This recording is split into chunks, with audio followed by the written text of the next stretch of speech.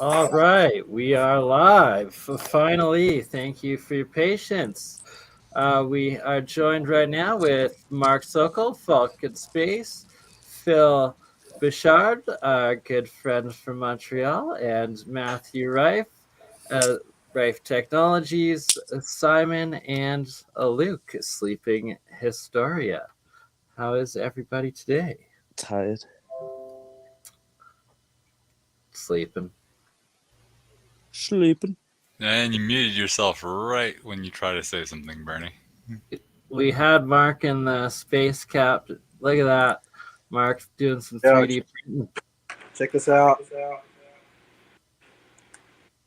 It's pretty far out. Hawthorne, New Jersey. When SpaceX is in Hawthorne, California, but we do have the SpaceX hat. What happens when you lift the helmet down? Do you get special powers? I could sense something coming through. Maybe that's the third eye. Got to get a visor for it. But with a helmet like that, you look like you got a third leg, mate. Fucking clear visor, and it also messes with my head, so my hair. Right, got the helmet hair. Not space hair. That's what that is. That's right. Phil, how you doing? Hey, pretty good yourself. Good. Before we went live there, you're talking about how you just finished your paper and submitting it. Did you want to discuss that a little bit? Yeah, I'm going to share my screen and talk about for maybe 5 or 10 minutes, if you don't mind. Yeah, for sure. Share screen.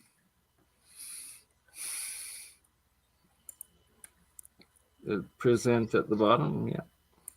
Entire screen, all right. Oh, there we go. So that's my experiment. For those that didn't see it yet, that's a liquid metal vortex that I'm working on right now. I bought the liquid metal from China, but it takes forever to get shipped. I required some assistance from a Chinese friend because to speed things up, let's put it that way. I'm 3D printing the apparatus at the same time. Hopefully that's going to be done this month. And I've got the whole electric circuit design ready. Everything is ready. Theoretically, I just need to put everything in practice and not short circuit the whole thing. So my experiment is ongoing right now, but it's slower than I expected. That's actually it's a strange timing because today I just submitted my manuscript to General Relativity and Gravitation Journal for peer review. I'm actually rewriting the whole astrophysics, the whole universe, from the macro scale to the high energy physics. I talk about you can see the energy of accelerated particles here. There's a slight difference with relativity and finite theory. I'm talking about the gravitational redshift. I'm explaining the gravitational potential, all the physics. It's not just a mathematical abstract anymore. I'm explaining everything. The perihelion precession, disparity, the light bending. Here, the gravitational potential right here. It's very simple. The redshift here, it's all like algebra, calculus. I don't need tensor calculus at all. It's very simple. Here's the redshift, the gravitational redshift. Cosmological implication. The moon, there are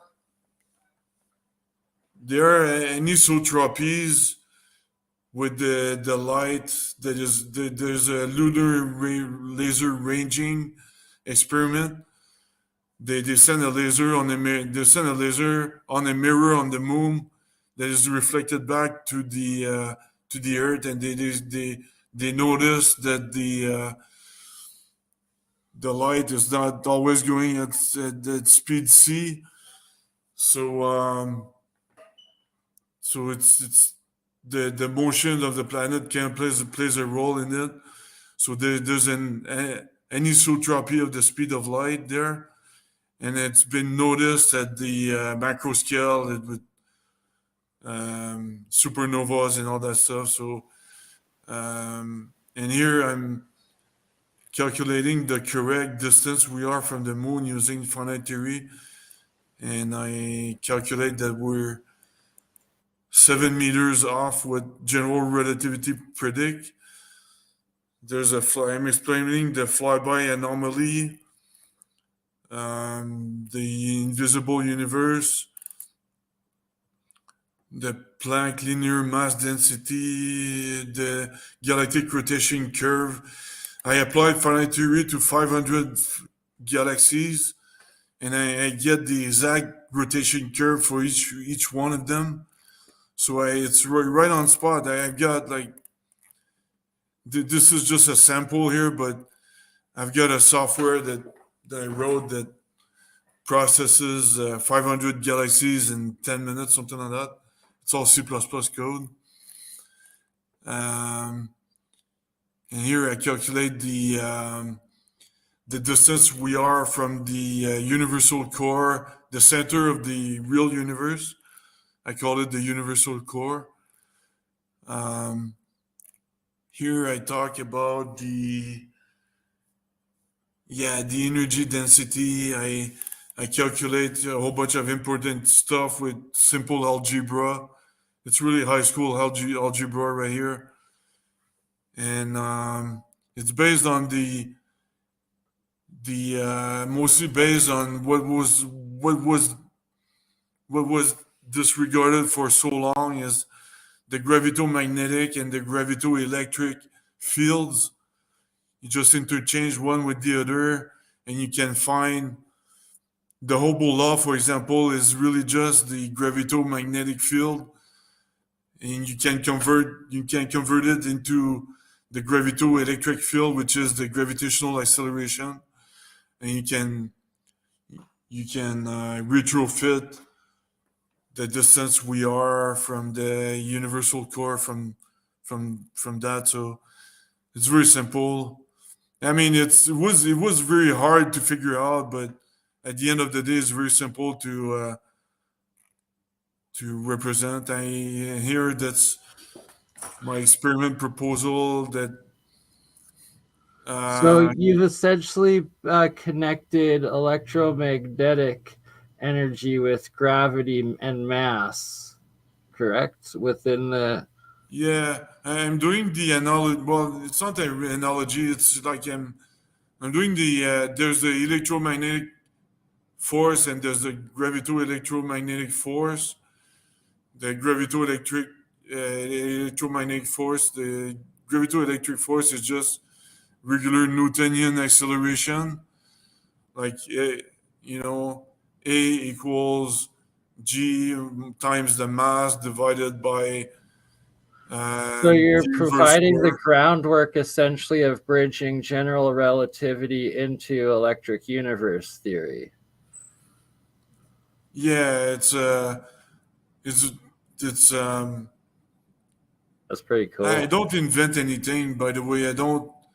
I'm just, these are all existing formulas. Here you can see I'm using the Newtonian acceleration right here at equation 118. And from there, I calculate the distance we are from the universal core. So, I really don't invent anything. I just revisit the fundamental equations. So but it's mostly based on. And I think the main equation, what you're asking is this equation. One sec. Yeah, this equation right here, 112. That's the energy density, the electromagnetic energy density. It's this formula right here. But I'm doing the exact same thing with the gravito-electromagnetic energy density, and I am able to solve a whole bunch of the size of the real universe. We are actually moving. The visible universe is moving, and we can already see what we see very far away is a bubble multiverse. It's other universes we are already able to see. So yeah, so we can see our own universe, but we can already see neighbor universes as well.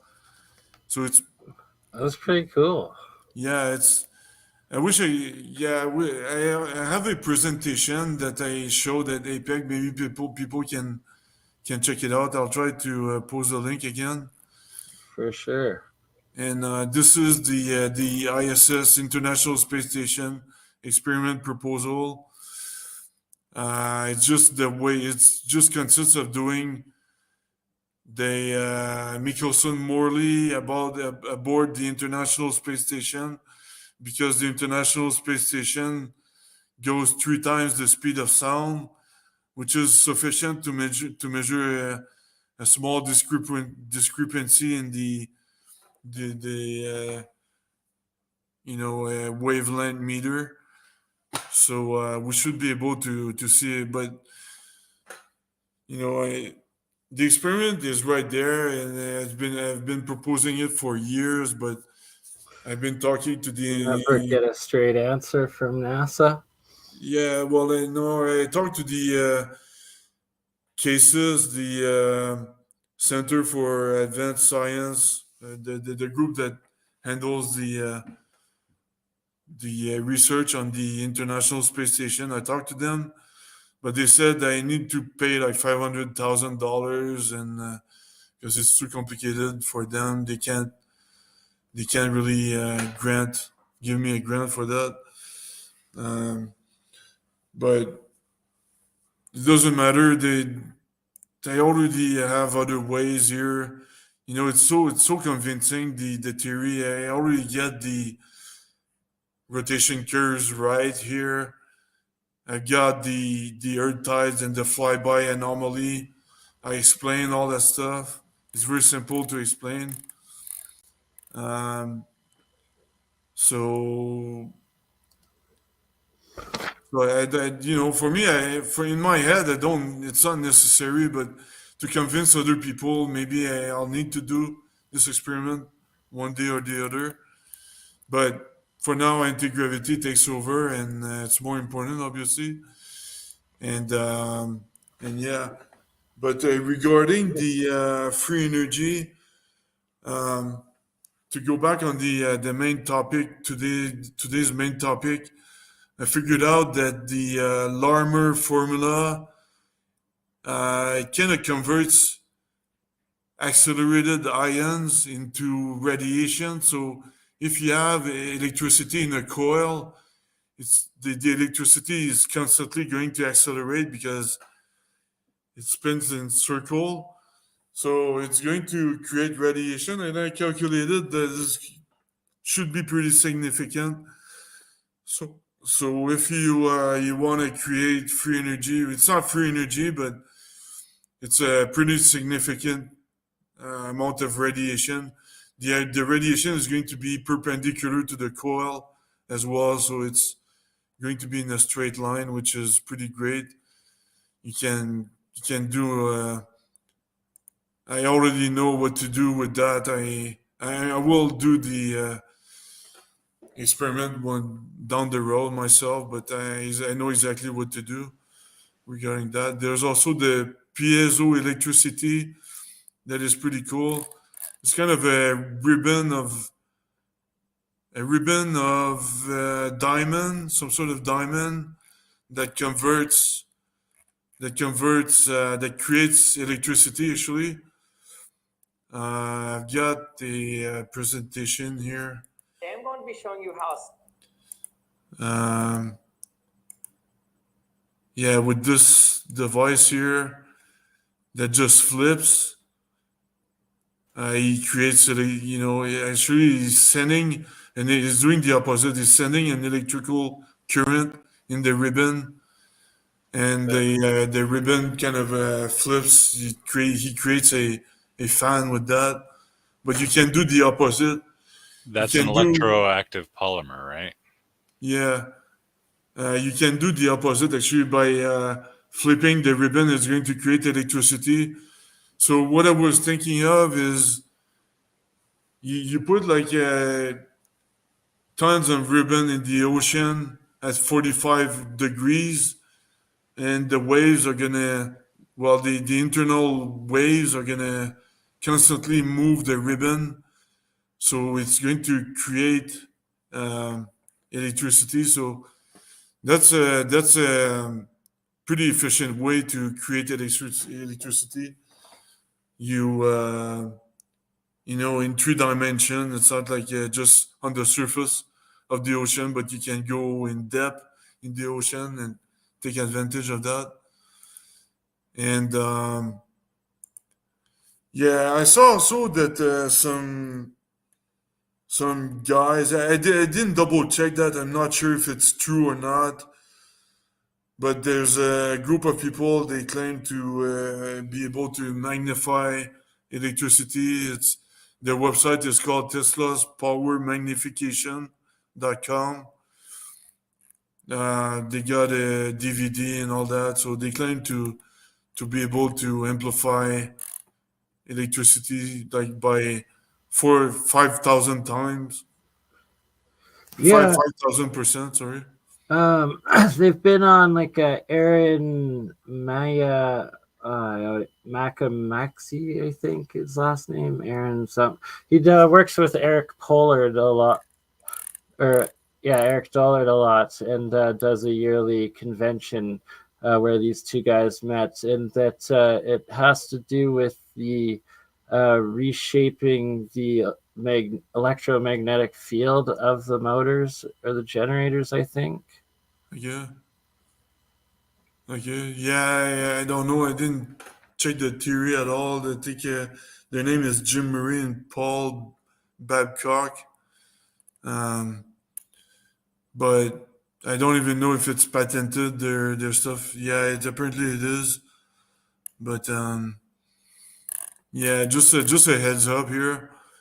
And there's also this cool new thing, 100 years of power using H2 boron plasma fusion breakthrough.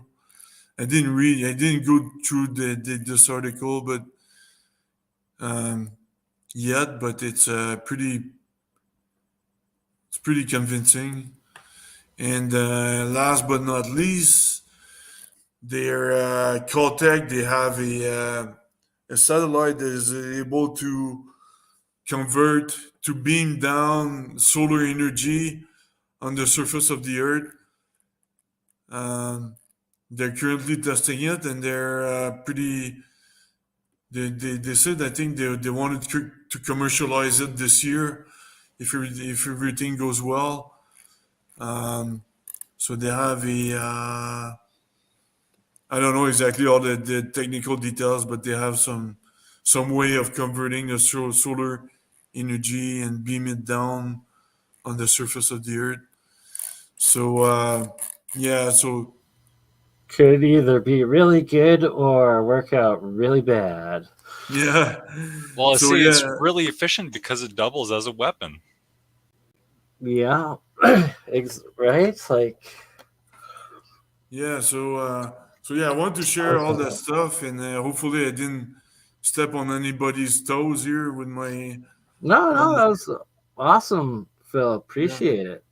Cool. Really good stuff. Well, I'm gonna I've got your paper downloaded that I'll give it to read over more in depth afterwards, and we'll talk more about this for sure. Have a follow up, as I'm sure Simon's also definitely going to be reading that as well as many others. Yeah, but it's being peer reviewed right now, and peer review is very subjective. Sometimes they just because they don't like the color of your graph, you can be rejected. So, but I corrected it multiple times. I had help from Pablo in the WhatsApp chat, so he's very helpful, and William Ricken too. And but yeah, I'm pretty positive, man. It's gonna move forward, man. So hang in there. Yeah, Nice. That's awesome, my friend. cool.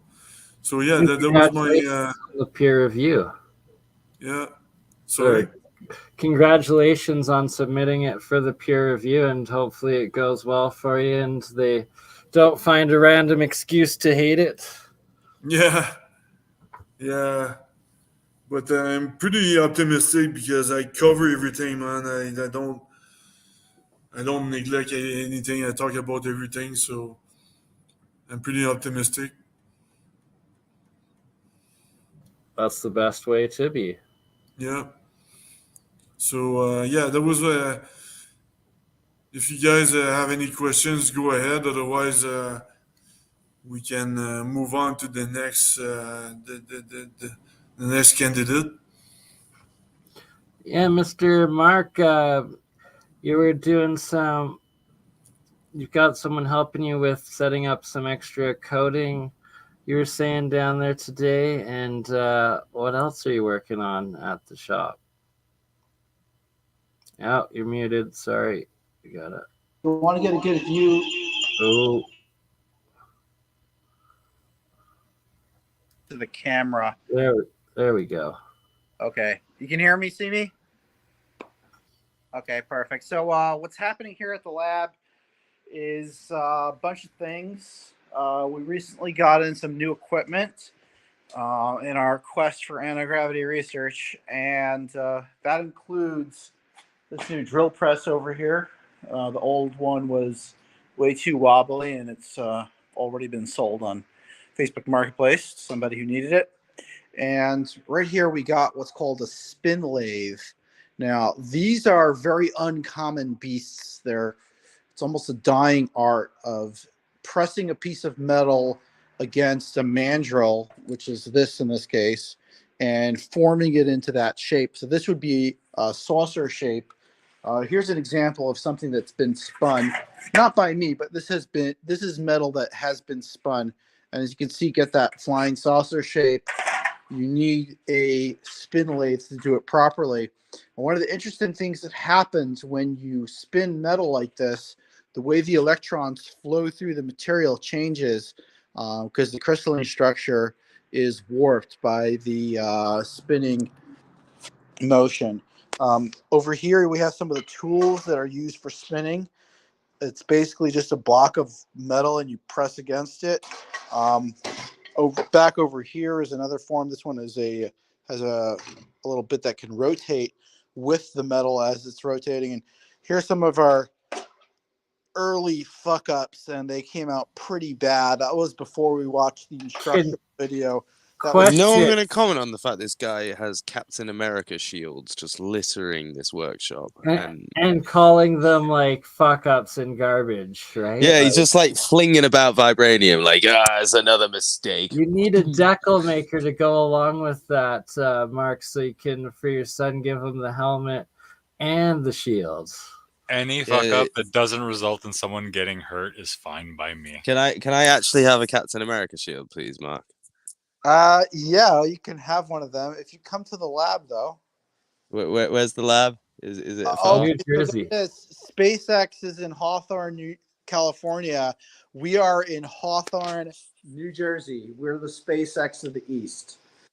And we are looking towards space in a different direction. We're trying to get to Mars, but without rockets. And trying to make rockets obsolete through anti-gravity. Okay, so this is my new GoFundMe. Get me to New Jersey so I can have a Captain America shield. Right? And You know what? Here's the greatest. put Luke to work at the lab. Absolutely. You can make the Captain American shield yourself. Oh yeah, I want to make my own shield. You make your own shield on the machine, okay? Question: can you use those like fuck up ones and like remelt them into a alloy? Like add some bismuth to the aluminum and copper, stuff like that. But we have something better to do with them. We're going to be going to I'll get to that in a little bit. We're doing a fair this summer. So here is our other lathe that was set up within the last 2 weeks. This is a metal cutting lathe. People are more familiar with this type of lathe, which just rotates and then you come in with the part and cut it. We're middle of making a fitting for our high vacuum pump. Unfortunately, it did not come with the right fitting, so we have to make ours out of brass, and that is what we are going to do. And just lying on the floor over here is something just arrived. This is a 10 megahertz to 20 gigahertz signal generator. This thing, when it was brand new, cost more than a house. I mean, when it was new in like the early 2000s, probably cost over $100,000.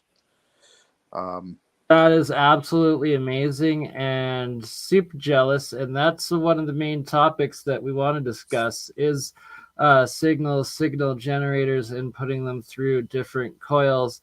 And that is what Mr. Matthew Reif is a specialist in. And that we're doing something different with these. We're not putting them through. There's many things to do with them. I want to use them to put into my electrolysis electrodes. I think the real amazing thing is that you could buy a house in New Jersey for $100,000. Fucking hell!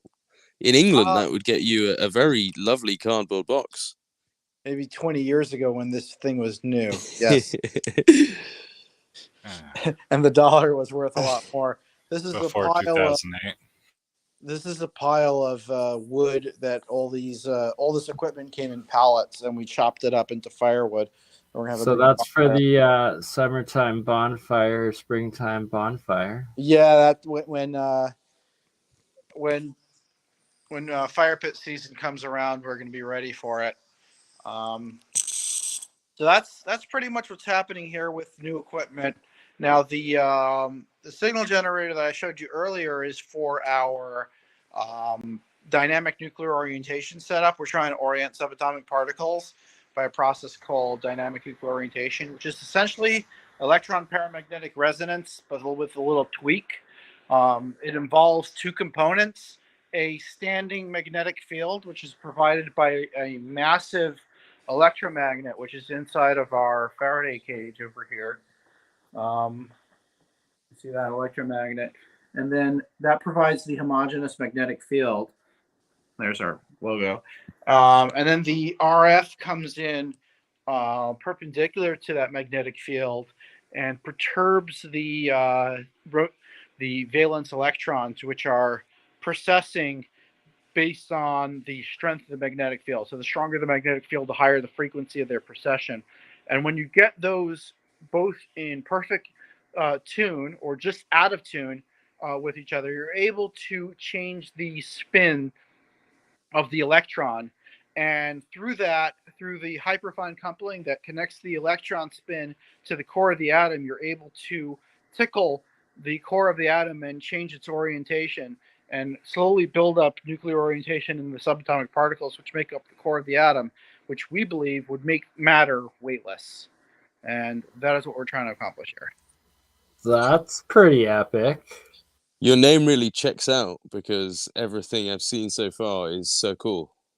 It is so cool, yeah. It's literally my last name. Sokol also means falcon. This is some of the waveguide equipment, and there's the test chamber. Right now we have it pulled out because Jesus was here earlier. Literally, the guy's name is Jesus. And he's going to help us with this problem that I've had. So when I first made this got this experiment going, people were telling me I should automate it because it's going to take a long time to turn the knob to change the magnetic field. Because you don't change the RF, you change the magnetic field in these experiments in order to, find that resonance point. And I thought, that's so stupid. Why would I need somebody to make a complex system to help me turn a knob? But then I started to turn the knob. And it turns out in order to go through like the entire range of magnetic field profiles that you want to go through takes about 2 hours. And that means you're turning these tiny little knobs over here for 2 hours while staring at the scale readings. And your eyes start to water up and it becomes very hard to pay attention. It's kind of like watching grass grow, but in the winter. It sounds like bleeding eyes at some point. Yeah, it's not fun at all. I've done it for many hours, and I have lots of video evidence to prove that. I haven't posted any of it on YouTube because it is. So, Mark, one thing we can do in the future is I'm going to be doing like a 48-hour weekend just science streams, and on the very least starting them on my Twitch account, as well as like combining some of my electrolysis ones, different like long range settling things and time things, etc. that we can work together, that if you want them recorded and up, you can be featured on some of them, no problem. If we're doing something like that that's that long and there's other things going on, I could probably do a live stream with you, while we're running an experiment, because they're so long and they're so boring. Like you can just have something else going on at the same time. Right, and I'd like to set up also like a 3D printer like workshop section with some of the guys. Like Faraday's doing it a lot. I believe, Matt, you've got one there too. They're essential in this field and just for any builder, inventor, engineer. Yeah, I have like 8 of them. Down in the back room over here, we actually have a 3D printer that's printing another one of those big. Let me see if Wi-Fi will make it. Come on, Wi-Fi. Only 12 hours left. And there's a sneak peek of the gravity diode machine. Okay, so this is the big that I was talking about earlier. Guys, if you're going to be in the New Jersey, New York area in the summer, June 3rd or June 4th, there is a UFO Alien Fest street fair in Pine Bush, New York. And we are about an hour's drive from Pine Bush, New York. So we're going to be setting up shop there and bringing a lot of our smaller experiments, including the cryogenics. We're going to have the liquid nitrogen, superconductors, gyroscopes. We're going to have different presentations of live experiments. Mark, we lost your camera. And here's one of the cool things. We're going to have, like those wheels of fortune where you can like turn it and get all different options. So we're going to have one of those. And for a minimum donation, you get to turn the wheel. And we're still figuring out what all the options are going to be. One of them is going to be Jeremy Reese plays a song for you. You get one of our lab fuck ups, like I showed you before. Those 3D prints. Oh yeah. The shields, 100%. Yeah, you get one of our one of our failures. Well, we're gonna save them, bring them there, and you get the. None of them are failures. They're just tests. They're failing forward. Test runs. Yeah, exactly. Test samples. Sacrificial. Just more shields for me. Whatever you want to call them. Oh, and we're gonna have one spot on it. It's gonna be called osmium or bust, and you have to hit it 3 times in a row, and you get an ounce of osmium, which is one of the rarest metals on Earth. So it's wicked, man. Can I be like a guinea pig in one of your anti-gravity experiments? I don't know Right? if you want to be really. Be one of the first test pilots.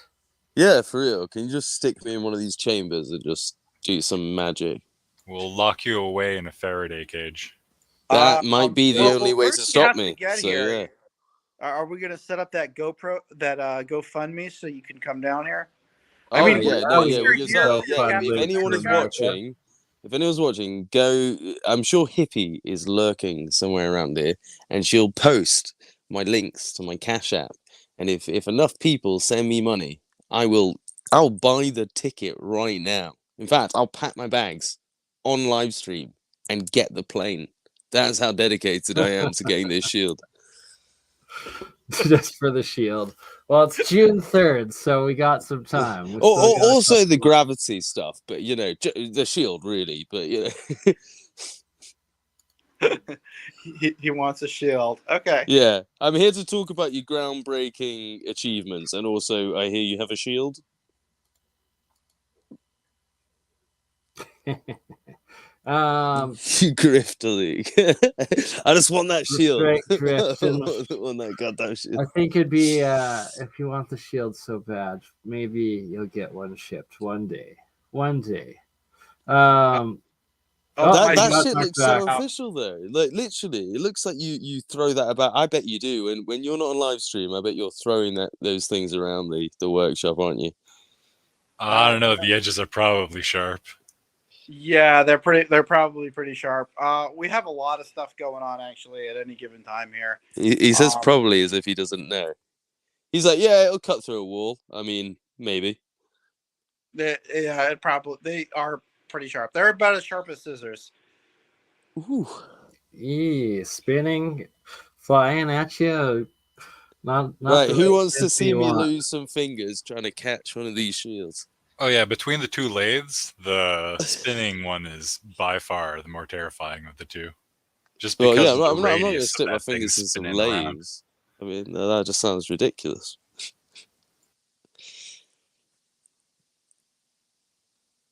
Oh, I got some questions. Do you got mass spectrometer down there? I mean, wait, how much is shipping we from lose New Mark? Jersey? Maybe we're doing the wrong thing. How much would it cost to send me a Captain America shield? And that is presuming you can't just launch it and watch it fly across the Atlantic. Portal it over the Atlantic.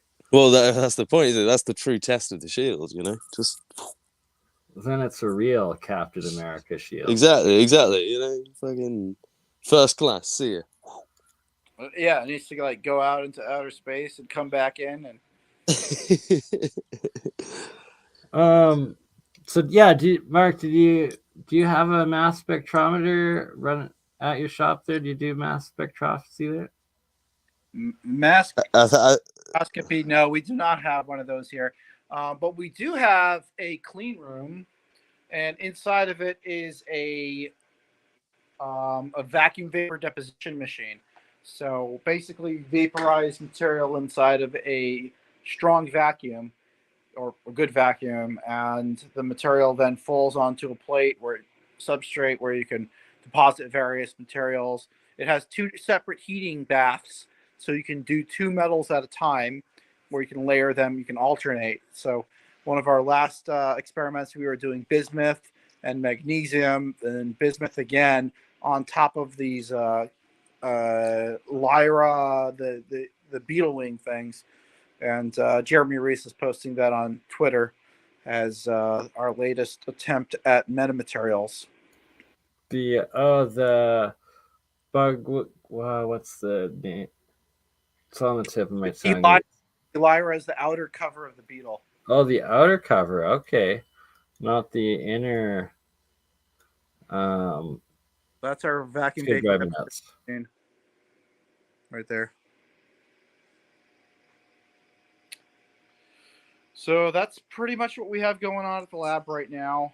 And maybe I'll tune in next week and give you guys some more updates when we have some spun metal and some more experiments going on. But I definitely wanted to hit you up with that Absolutely. And when you're spinning stuff too, always down for watching stuff spin and coming up with ideas with that and putting Before you go, can we please see the Iron Man suits? Iron Man suits. Oh, are you talking about the silver ones? Yeah, we know you've got them. Don't you sit there and pretend you haven't.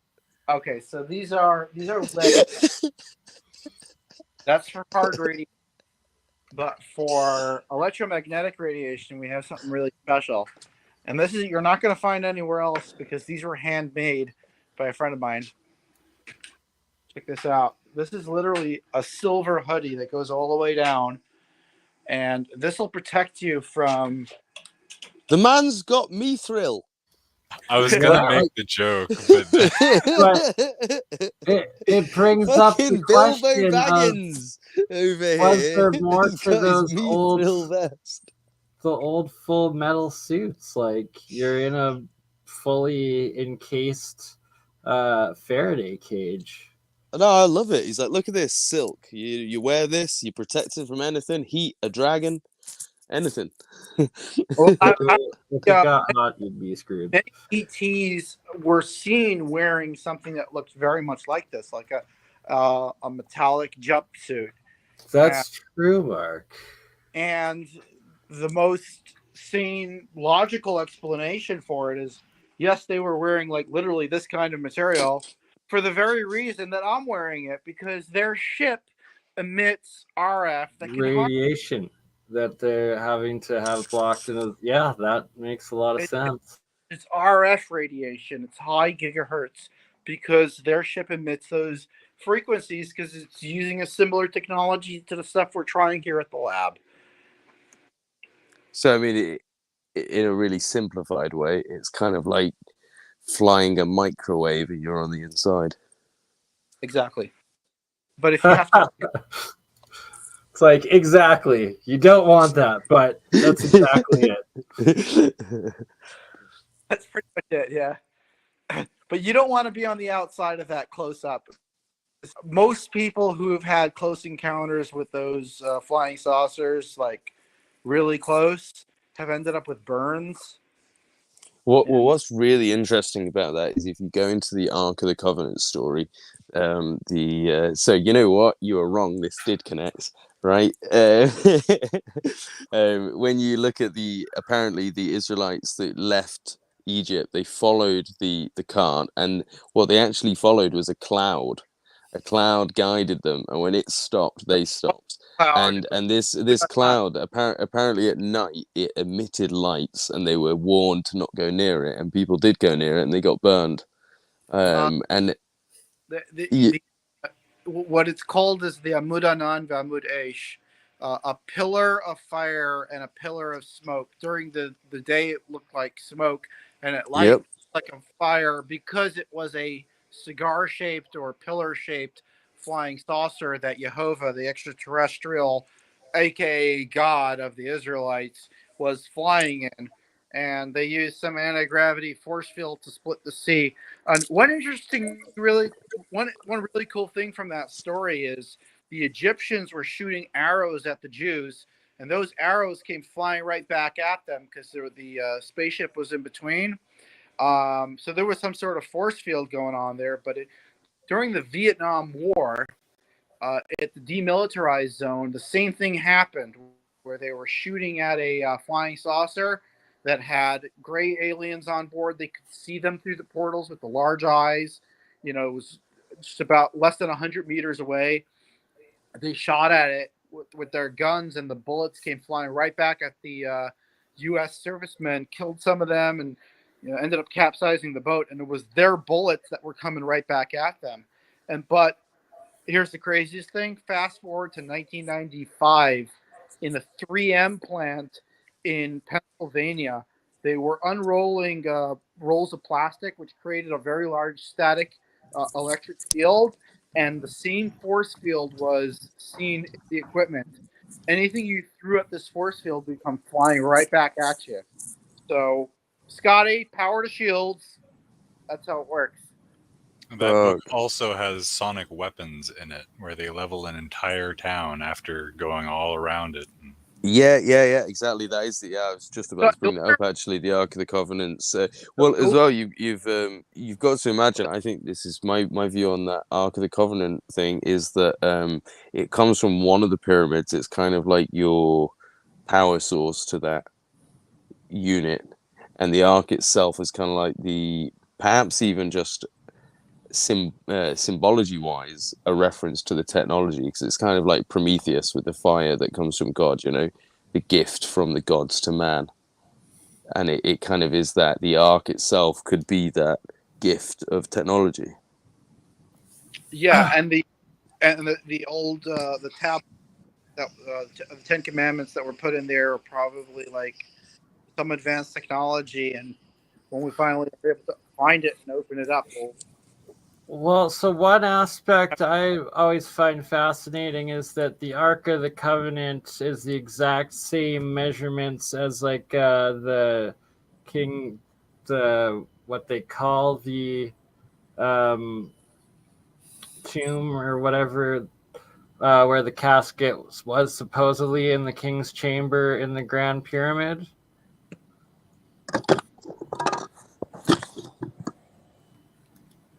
So it's like, was the Ark of the Covenant the thing that powered the pyramid? the Ark of the Covenant was what was made by. It was made at the base of Mount Sinai, which is in Saudi Arabia. Double Allah's. All of the gold and silver that the Jews got from Egypt was put together to make the tabernacle. I forgot the goldsmith's name that made it. But it was back in those days that they made it. It had nothing to do with the pyramids. And there's different reports. It either is in Jerusalem or it's in Ethiopia. But people who got close to the Ark of the Covenant suffered radiation burns, or they died of mysterious illnesses. At the latter days, the final days of the first temple, many of the high priests were dying when they would go in there.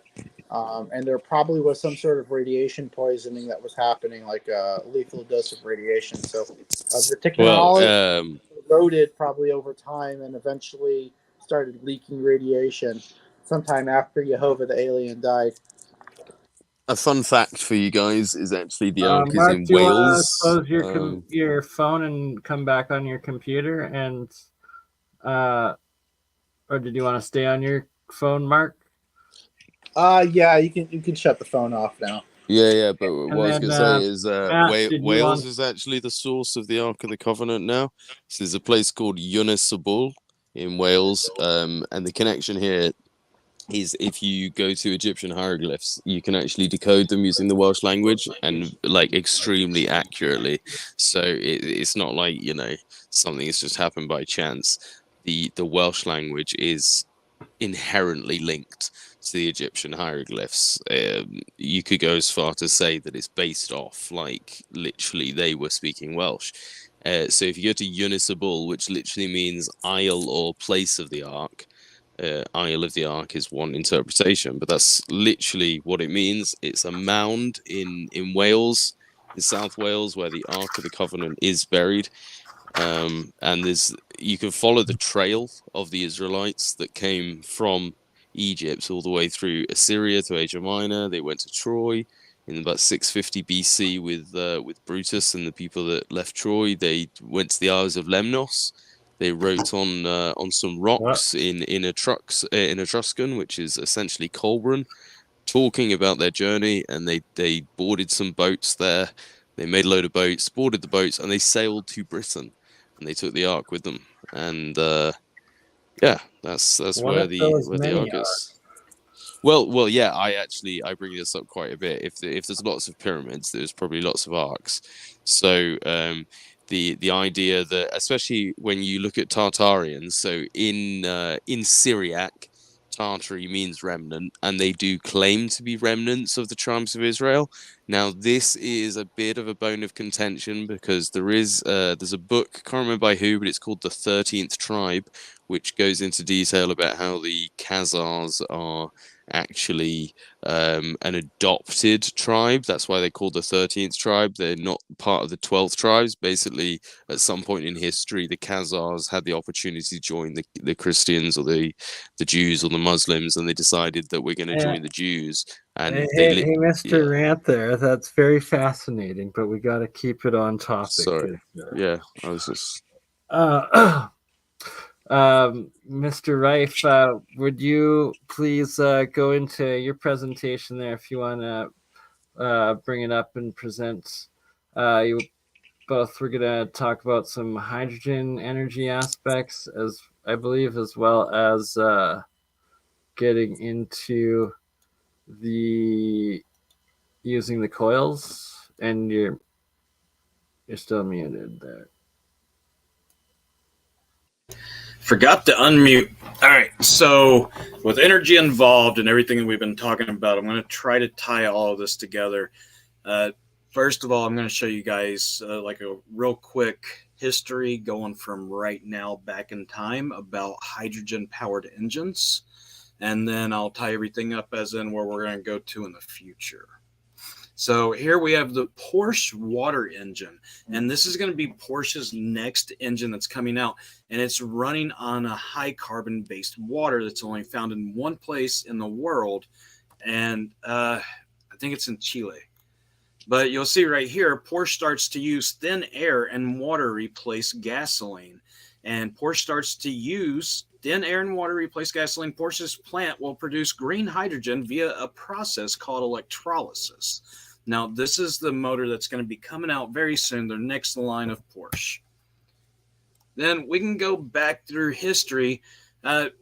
Right here, this has been expired, but hydrogen fuel system for a vehicle. This is a patent. If you don't know how patents work, you make claims, you follow through on the claims. The FDA or the patent offices test everything, and if they have any issues, then they come back to you and say, hey, here's a problem. You need to be able to prove this.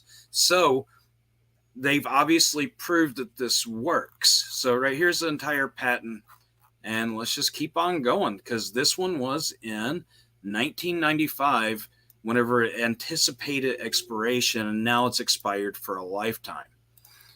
Then we can go to Smokey Eunuch Fierro, and he created a hydrogen engine and put it in his Fierro. Smokey's new hot air engine, the next step.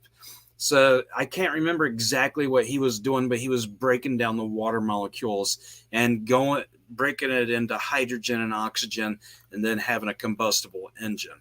So this is the Tony Allers who owns the Fierro now, and this was in 1986. Then we have Stanley Meyer. A lot of people know about Stanley Meyer because he created a water fuel cell, and he had a hydrogen and oxygen engine. Well, the water fuel cell and the car that it powered were found to be fraudulent by an Ohio court in 1996. And this, if I'm not mistaken, this is a guy who had Serbian, I believe, investors, went to his brother's restaurant, sat down, and then he ran outside of the restaurant screaming, "They poisoned me." So I don't know what that was, but then he just fell over dead, and it was found later that he had a heart attack. I don't know exactly what happened, but it seems like everyone who does this keeps on getting bodied, or they can never move forward with it. So here's another hydrogen fuel system for internal combustion engines. This is by Stephen M. Flessner and Eric Flessner. Now, this one, they've adjusted the expiration, but this is in 2004. The publication come out in 2006. 2007, it was granted. So why have they not done anything with this? Then we have hybrid electric vehicle having alternate power sources. A hydrogen fuel cell uses hydrogen to produce a direct current voltage. So they're using hydrogen to be able to, it was the guy that I'm going to go over here in just a moment. He created a system to where you can burn off hydrogen and it explodes in the water, and that water instantaneously becomes steam, and that steam will run the turbine. It's generating almost free electricity. Now, a lot of different people will say, well, it takes too much energy to be able to split the water molecule into H2O. So remember that whenever we talk about this guy, Andrija Puharich. Now, a lot of people know him by Henry Karel Puharich, and he has a great history. He was one of 7 to be born to Croatian immigrants. During World War II, he went to Northwestern University, and he was a student in the Army Specialized Training Program. He studied philosophy. He was also a parapsychologist, and he was an inventor. Because then he went to Northwestern School of University. He went to Oakland, California. He served as a captain in the Army Medical Corps. He went on to Edgewood Arsenal Research Laboratories in Fort Detrick. Then he ran into high-ranking officials or officers and officials, primarily from the Pentagon, CIA, and Naval Intelligence. And it all seems really weird because whenever you skip on down, let's see, Puharich was impressed by stories of Dutch psychic Peter Herkos.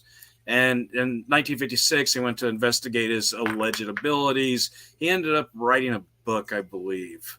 But in the 1970s, Puharich claimed he had invented the effects of a low-frequency radiation beam that the Soviet Union had been testing. According to Puharich, the beam was based on the work of Nikola Tesla. Then right down here, he invented, 50-plus patents were devices that assist hearing in the means for aiding hearing. So essentially, he went on to go and help hearing. Then the methods and apparatus for improving neural performance in human subjects by electrotherapy. Now, I know a lot about Puharich because a lot of this stuff, even though this was in the 60s, whenever the next thing that he had, in 1983, is a method and apparatus for splitting water molecules. All of this stuff is in Roy's notes. So it's no coincidence that he had electromedicine and based off the work of Nikola Tesla, and it could be used as a weapon to control people because we all know that we are electrical beings. We have extremely low frequencies as considered as by definition, and we work upon electromagnetic fields. This is the reason that NASA uses PEMF devices, but they don't tell you about it. This is the reason that they have electrical devices in electromedicine, but they don't tell you about it. So we're going to talk about his method and apparatus for splitting water molecules. So you can see right here, this is a description of his system, and it talks about electromagnetic frequencies in this paper, and you guys can Google this or just pause and read it. But it says heat engines where water goes in as fuel and water comes out as clean exhaust. Basically the same thing that Porsche's doing with theirs because it's clean exhaust.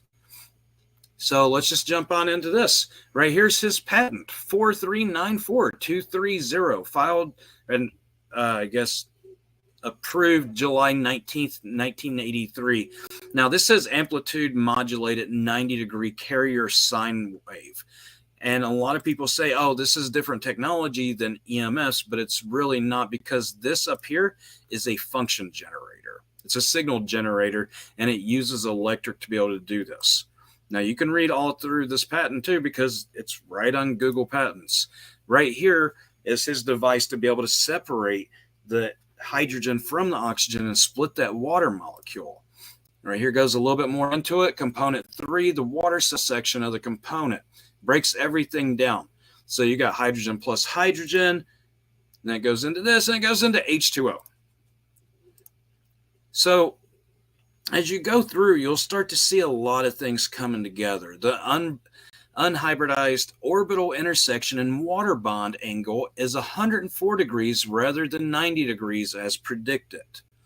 Remember that number, 104. It's actually 104.5. So you have the hybridized methane molecule, the CH4. You can see it's 109.5 degrees. Hybridized ammonia molecule, the NH3, is 107 degrees. 104.5 is a hybridized water molecule. So they was thinking it was 109, and that would be the hybridized methane molecule. And then they figured out it was 104. It tells the whole story within this. So you even have all of you got your sine wave, and then you have your sine wave that is modulated. So this is like your carrier wave, and this is your data that's being sent through. Now, right here, it says very distinctly 1.3 volts of electricity is all it takes. And if you use this carrier wave and this modulated signal and build your glass tube, center electrode, all of this, it's a pearl chain formation of hydrogen gas bubbles in component 3 as seen from above. And it's very detailed, very clear to read, very easy to be able to do this. So keep on going through a little bit. And now we see the antenna that he used. You got the geometric tetrahedron. And if you look at my square, I don't know where I'm at on the screen. But the tetrahedron. Right. Oh, sorry. Here, we can highlight you there. So right here's the tetrahedron. And this is the shape that he would use because it's 104.5 degrees. So I'm going to go into that here in just a moment. Bernie, if you don't mind switching me back over on the screen, please. Oh, yes, like this. Yep. So methane overlap of spherical is orbital of the hydrogen with sp3 bonding orbitals of carbon. Results in equivalent sigma bonds, the molecular orbitals of. And it's talking about A and B. So as we go through, right here, you can see now it's 104.5 degrees, and this is the orbital model of the water molecule. The water dipole results from uneven charge distribution. So whenever you look at H2O, it was assumed that it was connected in a straight line, but it's not. We're going to hit that in just a second. So here's a little bit more into depth about, the continuous tapping, the region of hydrolysis. So all of this, and this is the last page, sheet 11 of 11. This is very detailed. This is very easy. It only takes 1.3 volts of electricity to be able to split the water molecule and get 2 hydrogen atoms, 1 oxygen atom. Now, whenever I moved here to this area, I was like, oh, you know what? Everybody who builds a hydrogen engine always ends up getting bodied. Maybe I'll just build a hydrogen-powered boat, put a solar panel up on top, put a couple of batteries up underneath the deck of the boat. You can essentially run around the world. And it's unending. It's kind of like what they're saying about this nuclear submarine or the nuke that they have, that it's essentially you can just go forever. But right here's the water molecule, specifically 104.5 degrees. So why is this important? It's important because resonation, or whenever you have like a resonant frequency within the body, then that's whenever you're affecting that within the body, because you have to have these resonant frequencies, everything else. So the same thing is done whenever you do, a dipole antenna and you're wanting to split apart a water molecule. You need to be able to build that shape so that you're going right in at the same degrees that it's connected at. So, and this is just this quick history up on the hydrogen car, but let's look at the future. Here we have, and this is obviously just photoshopped or computer generated, but the USS Nimitz 2004 Tic-Tac UFO JPEG. So I want you to pay attention to the shape of the Tic-Tac. I don't know what these things are on the bottom. Maybe it's just ionized jet propulsion. Maybe it's something to pick up on positively charged. Going back to hydrogen and like the Hindenburg and all of the former airships, it's like, are we missing something? Did they actually advance instead of just disappear? Yeah, and so you take the Hindenburg, look at the shape of it, look at the shape of the UFO, and the reason I say this is going back to the water, it's 104.5 degrees of separation to be able to kind of wedge right in and rip that molecule apart. So whenever you're wanting to fly through the air and there's oxygen in the air, if you make something that oscillates at the same shape, like, say, an oxygen molecule. It resonates with it. You're able to break free from it. You're able to do all these different things and to be able to overcome your boundaries because you fit within those boundaries. And if you up your amplitude more than what it has, then you're able just to break free. So if we take that into consideration whenever we go into time dilation, or even what Mark was talking about, I've seen those videos of the 2 electromagnets, and they're really awesome because it just forms right on that electron, and you can be able to turn it like he was saying. But I think if he studied the structure of electrons a little bit more, then he's able to break free of that electron, whatever that bottleneck is holding on. So keep that in mind whenever you're working on that, Mark, because, I mean, all of this is just resonant frequencies. I do the same thing with the nitrogen molecule, and I can split the nitrogen molecule apart, and I create fertilizer out of the nitrogen that's in the air. And that's like a little spin that I've put on electroculture, a few other things. And this is how I do a lot of my work is I go through patents and I see things and I notice the patterns, and I'm saying, what's stopping them? What is stopping them?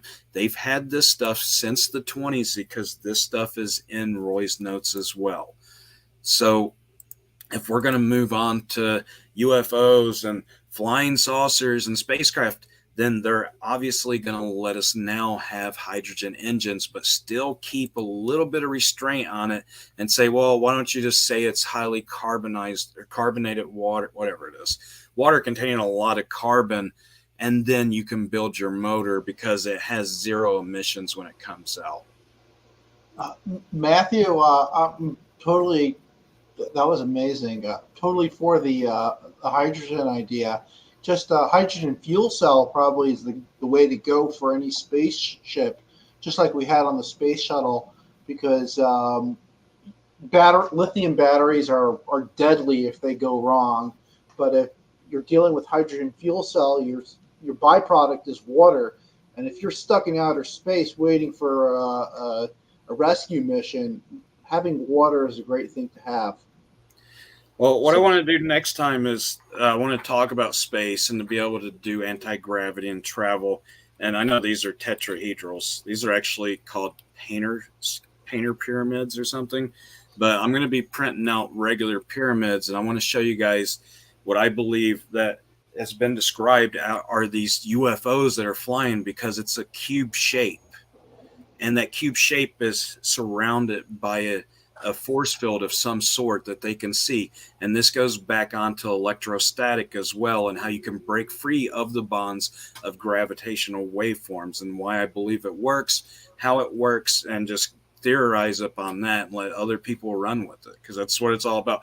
This is the reason they can't let us have a free energy, because if you have to pay for your energy, you're not going to waste it. And they tell you it's too much energy to be able to do electrolysis. It costs more than what it is to put into it to have a water molecule split. But we see right there, the patent office has already confirmed it only takes 1.3 volts of electricity to be able to break free of this. Now, this splitting of the water molecule can be used, as I was talking about, in power plants to be able to turn turbines. You can use it in water heaters. You can use it in space heaters, and you can even use it in just many, many different things, but you can especially use it for desalination of salt water. So therefore you can build a boat that runs on salt water, be able to capture that hydrogen and oxygen, and be able to mix it all together and run a combustion engine off of that.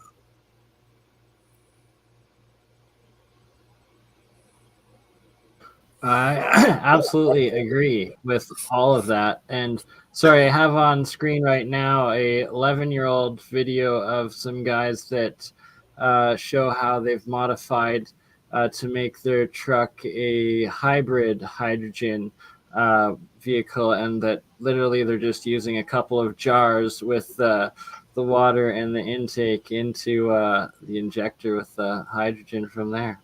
You should really put on the video that Aaron Salter Jr. made right before he died, because his setup looked very simple, and it's all in a box, very just concise. Do you have a link for it in the private chat, Mr. Simon? I will look for it. Thank you, sir. Oh, welcome, Miss Julia. Hello, everyone. Hello. Hey there. A good day. We are currently watching how to turn water into part of your fuel for your vehicle. Oh, nice. Design. Don't be disillusioned by how fancy this looks, because very simply you can get 3 faceplates of high-grade stainless. Sorry, he had music. I'm not gonna let that play. Don't want to get a copyright strike, but basically just So anode. Matthew, you were talking about the break-in electron bonds to free up nitrogen and stuff. What we're doing over here is hitting resonance nodes and trying to make subatomic particles, the protons and the neutrons in the core of the atom, oriented. And we believe by doing so, we'll make the atom weightless. One way to look at it is you got to first understand why mass weighs anything in the first place. And most scientists won't have an answer to that. Where does mass actually come from? Well, we know it comes from the core of the atom. And in the core of the atom is all these subatomic particles, which are essentially electromagnetic energy that's spun in on itself. And when something's spinning rapidly, it's a gyroscope. At least in the macroscopic world, that's a gyroscope. And gyroscopes are free to move along their plane and along their axes. But if they're changing if you want to change their wobble, their axes, that's when you have a restriction. Now, the rotations that are happening in the core of the atom, they're not just pointing in one direction. That's how they're rotating. They're wobbling around in many different axes of rotation simultaneously. Now, when you move something that is rotating like that in so many different ways, you move it through space-time. You change its acceleration in some way, shape, or form. You're inevitably going to change some of its spins, because it was in the middle of doing that spin and then you pushed it in that direction. Now that wobble is going to change. So when you take a baseball, you throw it, every atom that makes up that baseball, all the subatomic particles in those atoms, their complex spins are being changed. That is where inertial mass is being stored. That's where momentum comes from. Now, well, if you take an atom and you look at it, you have 4 different axes that the electrons spin on, but you're only using one axis with those electromagnets. I would suggest putting up 4 different axes in the same. No. What we're trying to do is orient the subatomic particles in the core of the atom. Okay. The electrons don't carry the mass. The electrons are a stepping stone to get to the core. So you got to break free of the electrons. So if you we're not trying to break free of the electrons. We're trying to use the connection, the hyperfine coupling between the electrons and the core to manipulate the core. Okay. And orient the subatomic particles in the core. And if you have something that's perfectly oriented, it will be free to move, just like a gyroscope, along its plane and along its axes, without the restrictions of inertial mass. If it wants to change its orientation, it will do so slowly, because it will take the equivalent amount of mass, inertia, to change it, which is why so many flying saucers are seen changing their orientation, because that's the slow part of the flight. So this breaks into physics a little bit, or a lot actually. A lot, yes. Whenever you're doing this, read the CE5 CIAD class, because it talks about this. They've determined that if they can get everyone on Earth to resonate at the same frequency, then they're able to take this Earth and be able to transport it into a different realm. This goes into the 4th dimension, to where you can have 2 universes being able to simultaneously take up the same space, but they will not be aware of one another. So that's the reason they want to change the resonance of everybody on Earth and have them at the same frequency, and then they can tune into a different universe like that, like a different, you know what I'm talking about. No, I don't know what you're talking about. It's very. So in the fourth dimension, it's saying that these What's two the fourth dimension? tetrahedrons can actually take up the same spot because atoms are made up of 90% nothingness, right? And this is the reason they can't explain like the weight or anything else upon it, because they don't realize how it works. Whenever you look at men who stare at goats, that's a true movie. And the guy that was over, I think it was a fort in Kentucky.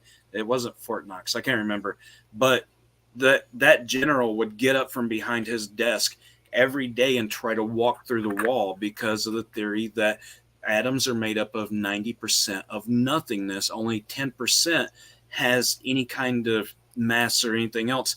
But every time he would get up and try to walk through his wall, he would run right into the wall and fall down.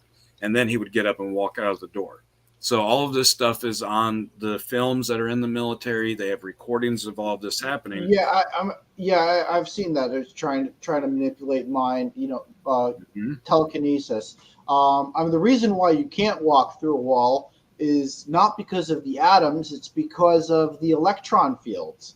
Covalent bonds, is that correct? Or what type of bonds is it? Yeah, well, the bonds are what holds things together, but the static repulsion is what keeps you from falling through your chair right now and into the center of the earth.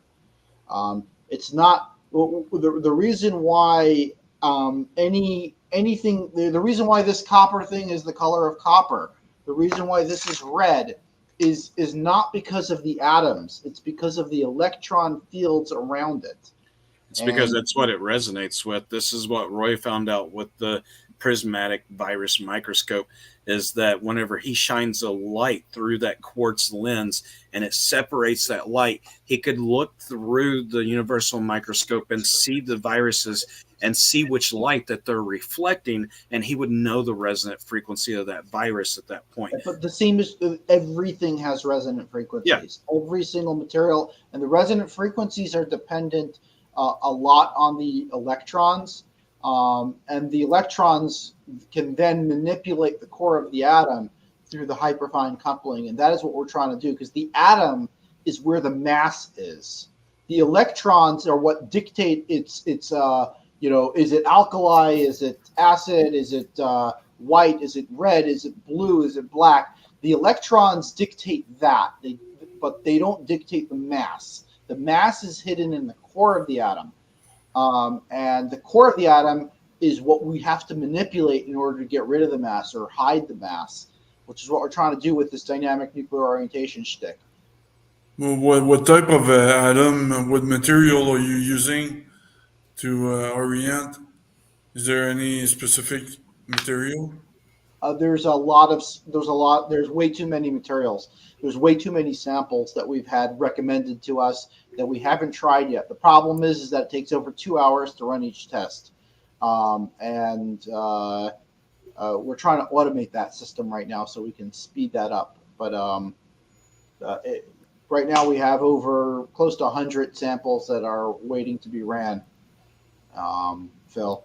So if you have anything to add to the list, we'll just have to throw it into the sample metals box, Alzheimer's samples box over here, and it'll have to wait its turn as soon as we get this machine going a little bit faster. How long do you think it's going to take to set it up properly? I don't know. Yeah. I don't know. Simon C's asking me what my opinion is on hybrids, like hybrid electric vehicles. Sure, that's what I was asking about. You know that I ran a company fixing hybrid vehicles for 10 years, right? No, I did not know this. Yeah, this is how this is my first company that I started called Falcon Hybrid. Formerly Prius Rebuilders. I worked with nickel metal hydride batteries, refurbishing them. I built the equipment to refurbish them. This shop that we're in right now is literally used to be a battery refurbishment shop for hybrid electric vehicles. Very familiar with the technology. The batteries are from the 1980s. They were invented in the 1980s.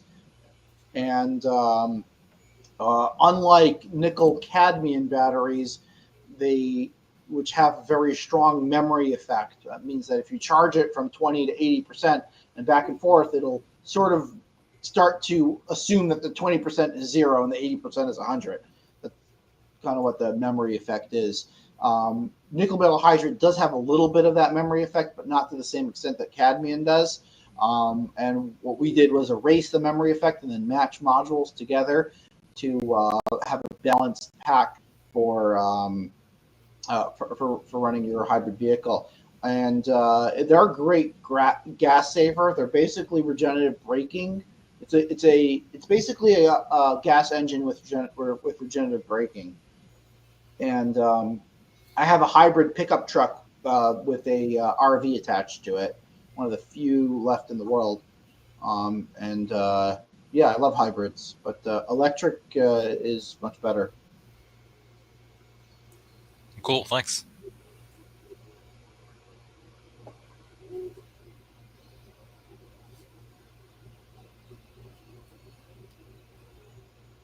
Sorry about that. I've never seen this video. It's pretty decent, actually. Independent A lot journalist. of people went and saw it. If they didn't like the people, they wouldn't run it.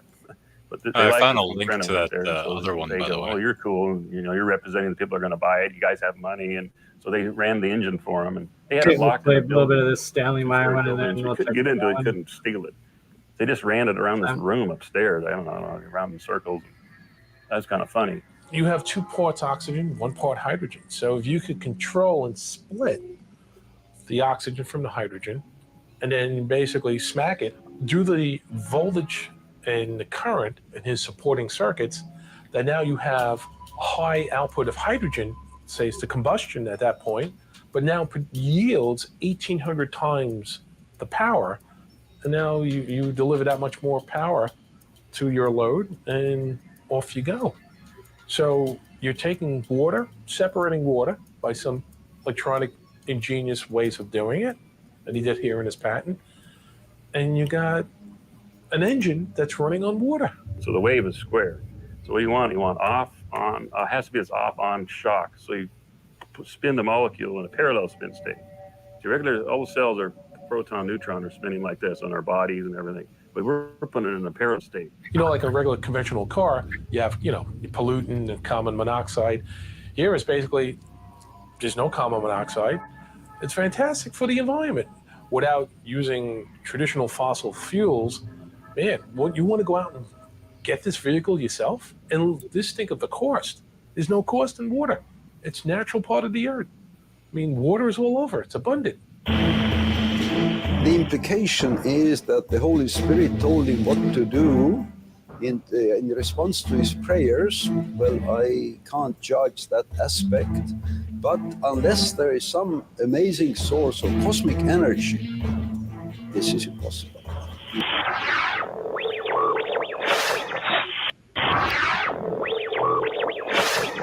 Stanley Myers. I listened to his presentation at the conference in 1992, and I would say it is indeed outlandish.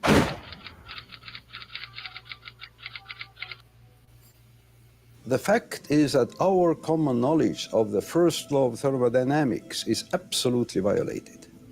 Well, the first law of thermodynamics basically says in a simple form that the amount of energy going into a system cannot be smaller than the amount of energy going out, but it will go out as effective energy that we wish, mechanical energy, heat, whatever, or losses occur, which typically end up as thermal energy.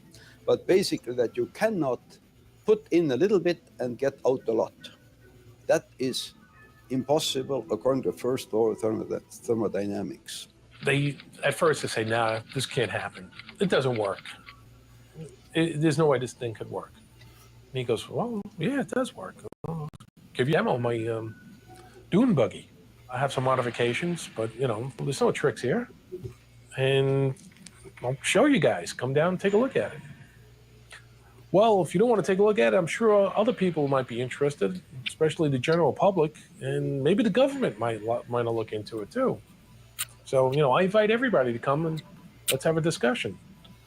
So of course, a company like an oil company is going to absolutely trying to deny, saying it's not ever going to work. The only argument you could have possibly is if some unknown new form of energy is utilized, and the implication is that the Holy Spirit told him what to do in response to his prayers. Well, I can't judge that aspect, but unless there is some amazing source of cosmic energy, this is impossible. Lysol laundry disinfectant eliminates germs detergents leave behind. Lysol.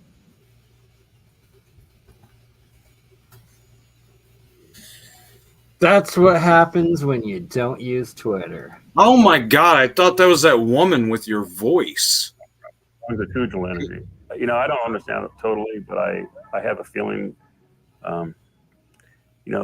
science will just cut you off. They just say, no, he can't. It's impossible. He can't run that IC engine. Indeed, there has been here at the University of Toronto and in many places research done on what was called at one point the hydrogen economy, so that we don't pollute. We use hydrogen as a fuel, we get water as a product, and therefore there is no pollution.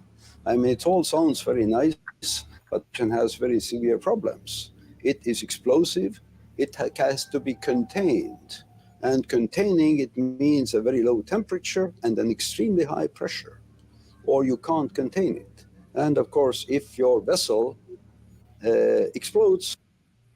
I just paused it there to point out that they try to sell you on that you have to have high pressurized hydrogen instead of the fact that there's the technology to turn it from water and inject it straight in as hydrogen into fuel on the site. And then you don't have to ever worry or deal with that issue of the high compression or explosion properties of storing pressurized hydrogen.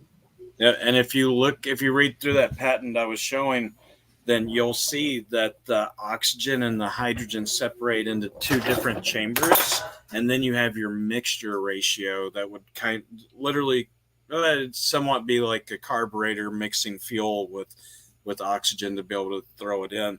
And whatever you don't use, you can throw outward into the atmosphere. Then you have hydrogen and oxygen in the atmosphere. Yeah, exactly. It's just like you were saying when you're doing that presentation, how they literally every place has the patents at least a decade or 2 decades old, and it just disappears, gets shelved, yet they all claim, oh, this hydrogen energy revolution that's coming, but they never develop it or bring forward, even though the technology and the discovery breakthroughs have been made. And so they have to keep us into a certain realm and work on what they want us to work on. Now, if you look at the Industrial Revolution, that's somewhat exactly it's somewhat what we're going through now, to where there's a lot of upset, there's a lot of turmoil, and it was a hard switchover because people were set in their waves before the Industrial Revolution. Now they're opening up to this industry because they want to move on to the next phase. We're now going into more of the energy revolution and being focused upon energy versus manufacturing. I agree. Sorry, I'm just going to skip it ahead here because there's some crucial parts that I think you especially, Matt, will enjoy as it goes into the same aspects of the science that you were showing earlier with Raymond or Royal's design there, and how it splits the hydrogen, same as Stanley Meyer's technique, I believe, or very similar. Soda to make the water conduct electricity. So far, it's very, very basic science. It's high school science. Now, when you put 12 volts into the water, it starts doing something called electrolysis, splits the water into hydrogen and oxygen. Now, you take that hydrogen and you throw it into the engine, any engine. It could be a lawnmower, it could be a big truck, anything in between. You throw it, it's like throwing a match. And it makes the fuel there burn better than what the car engineers have done. That's all it is. It's just you're making it better by this little addition. The hydrogen makes the fuel burn better. And that's how we increase the mileage. We don't increase the mileage from 100%. We just take the 20, the miserable 20 that we get from these shiny cars, and we improve it a little bit. You'll have a little bubbler tank. After that, this goes into the air filter box. It dries the gas. It took a while, but I get 24 miles a gallon now. And I can use a cheaper gas because this is adding 130 octane. It just cleans your engine. Your engine cleans up. It'll run cooler. The oil changes are less. Your spark plugs are clean. It cleans your whole engine out. Everybody just goes, man, you take the spark plugs out and they're like brand new. You call it water fuel, but it's not a liquid. It's really a gas. So what is this gas made up of? The gas that we're producing is a mixture of hydrogen and oxygen. You get some kind of a gas that has 2 hydrogen and 1 oxygen. So we got HHO. It's not water. It's not vapor. It's not like you vaporize it. It's a fourth state. And it will revert to water after it burns, which is the nice thing. And I believe that thinking of the combustion reactions, which involve carbon, hydrogen, oxygen, in various versions, you can have many paths how a reaction occurs. And therefore, if you can inject into your gasoline some hydrogen, at the high temperatures of combustion, that hydrogen can break down and water can break down, giving you activated ions or molecules or atoms, and these will indeed influence the reaction path so that the reacting efficiency can be indeed higher. So I'm prepared to believe that adding small amount of water or oxygen and hydrogen. I want to give a gift to the listeners and watchers of this show, and I prepared a special download of all the information. You just go there, all the information is there, how to download it, what to do with it, for creating a hydroxy system. The death of inventor Stanley Meyer is suspicious, to say the least. Unfortunately, the hard evidence to prove he was murdered simply doesn't exist. Now, that doesn't mean he wasn't murdered. It just means we can't prove it. We do, however, have Meyer's patents. They're available online for anyone to see, and hopefully, one day, someone may be able to duplicate Meyer's device, assuming they haven't been frightened off by his untimely and suspicious death. I believe that it's quite possible Meyer's device was not in violation of known laws of physics, but rather, he was simply tapping into a previously unrecognized source of power. Imagine running an automobile on distilled water. No more gasoline, no more wars over oil. Do you think Big Oil would stand for it? In the meantime, we have commercially available kits like the ones at... Sorry, I must have missed the section that he was going more in depth with, or it was a different video. Anywho, Matt, you still there? Welcome, Anthony. Oh, sorry, Anthony. You still got... Anthony, when I unmute you, have crazy interference. Do you mind trying to leave and come back in again? Must be a bad connection. Matt, you're also muted at the moment. Yeah, I wasn't trying to talk right now. But yeah, that there's a couple different ways, and that getting into Royal Rife's different technologies and how he was using these different EM waves, or like the resonant frequencies of stuff, and building technology around it, essentially, like the microscope and the plasma tube Rife frequency stuff is just fascinating. And that the fact that you're showing that he also had a hydrogen electrolysis unit patent, like that definitely needs to be brought forward and developed and put in. Yeah, 100%. All of this stuff needs to come out, and over time it will. It just takes access to resources, and then we all know that you probably have to not bribe, but buy people. You know, just... Well, The thing with this, with hydrogen or HHO, H4, whatever it turns out to be, if people are able for some fairly reasonable or affordable price to switch their already existing fuel cars into like a hybrid that just uses water, the incentive is already there for the vast majority of people, because that is also would be free energy, but also green energy. And that with how insane the energy market and petrochemicals and everything have become over the last couple of years, it's ridiculous.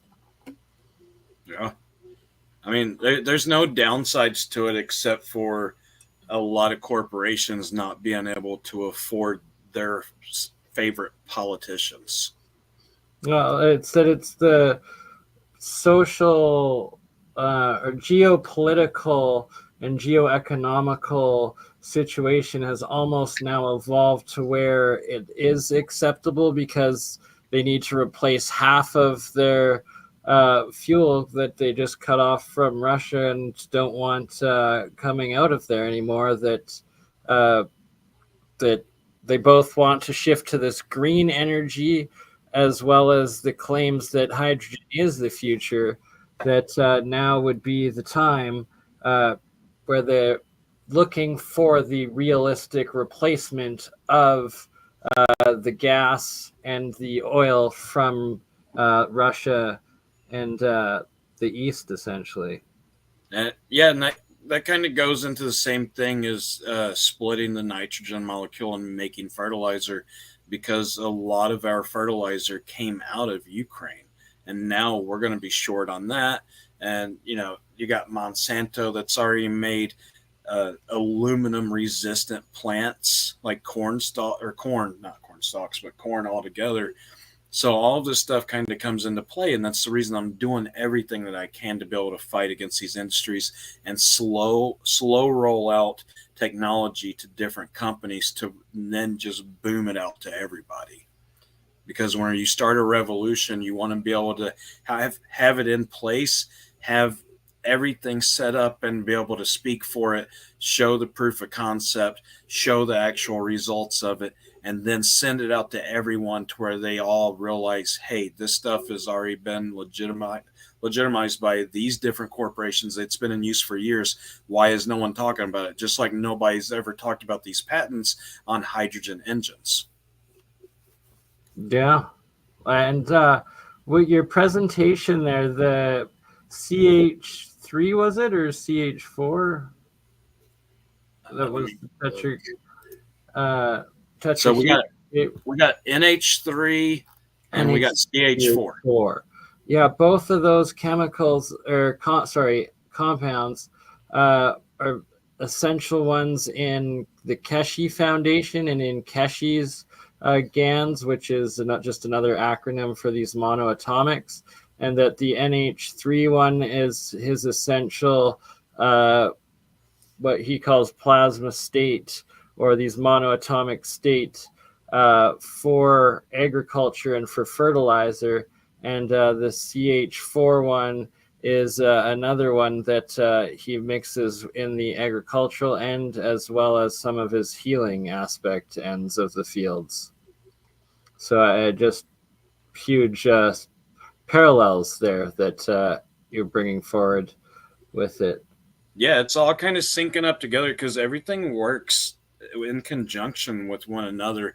And after you find out one solution, like I was showing on the 104.5 degrees of separation, whenever it comes to the water molecule of H2O, that you can apply this to many different things and you can break free of a lot of different bonds that they have you under. So if you read through all of the patent, BurnEye, I think that you can figure out that you can build the tetrahedron shape and be able to split it if you separate it at 109 degrees.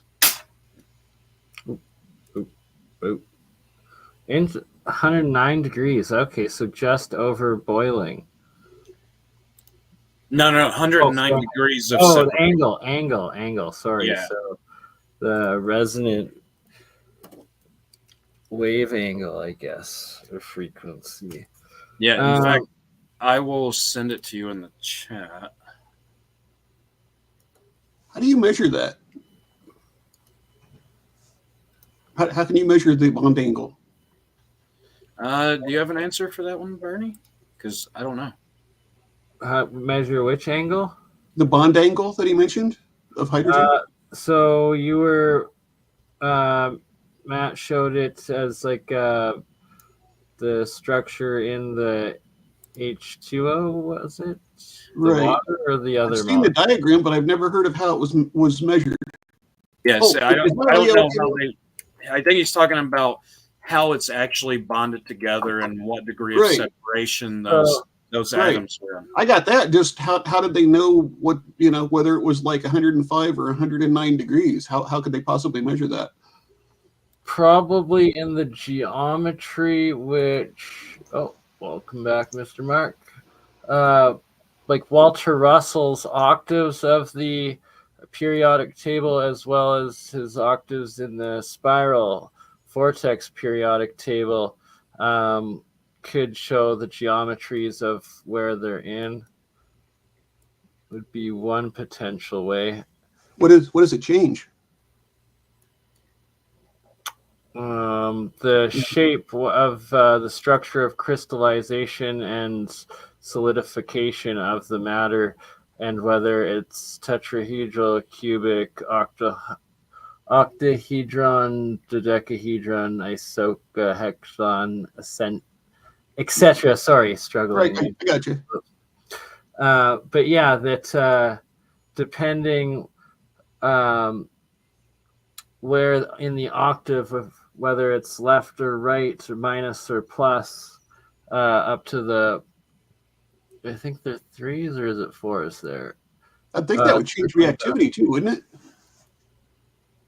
Yeah, for sure. And it's giving extra ways of identifying the family and the traits of these elements in their different bonds and states. There's a whole bunch more. And Bernie, if you, I put it in the private chat, those 2 pages that talk about like the tetrahedral shape and the degrees of separation. And if you study through that patent, that's what I'm saying. I think that you'll find that you can use the same process to be able to do like the CH3. I forget. Oh, so then this would be the cymatic frequency, the cymatic pattern energy that you'd be putting in. Okay, it's making sense to me now.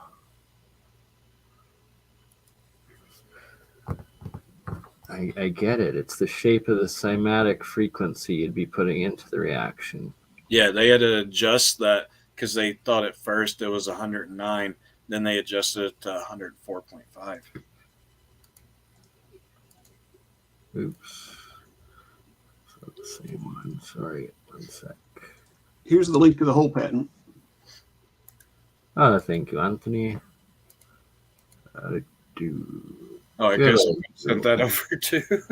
Oh, is my audio okay now? It's not. Yeah. Okay. Good, very good.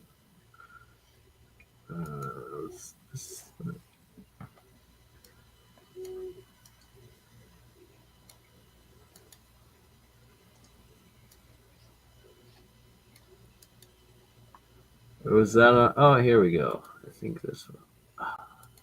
Boy, that really looks like Stan Meyer's stuff.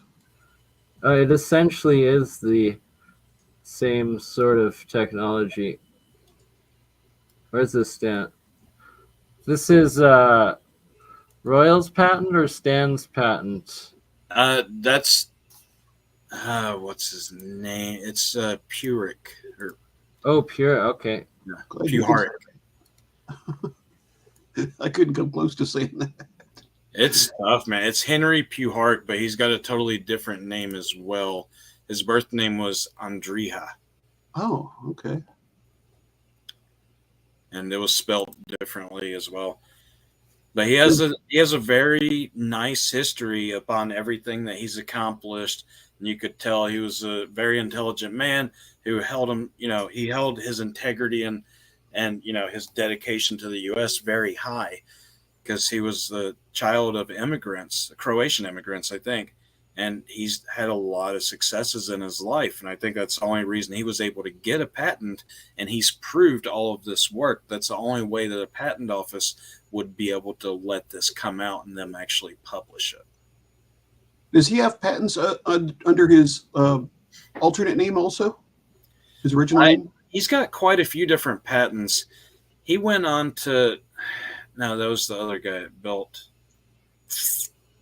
the hide. I can't remember. I seen some that said related to like a hearing aid. Yeah, he wrote a couple of different books, and he was a parapsychologist as well. Wait, I got that wrong. Yeah. No, it's parapsychologist. He was an inventor, and he was a physician. Oh. Smart dude. Angles of the valence bonds, and yeah, it connects a lot with both the cymatics, Walter Russell's work, and Stan Meyer's as well. Probably also Victor Schauberger's would be similar stuff too. It's all with the geometries of them. Is Walter Russell the guy about structured water, I believe? No, that is Jared Pollard. Jared Pollard, I believe. Something like that. Okay. Fourth state.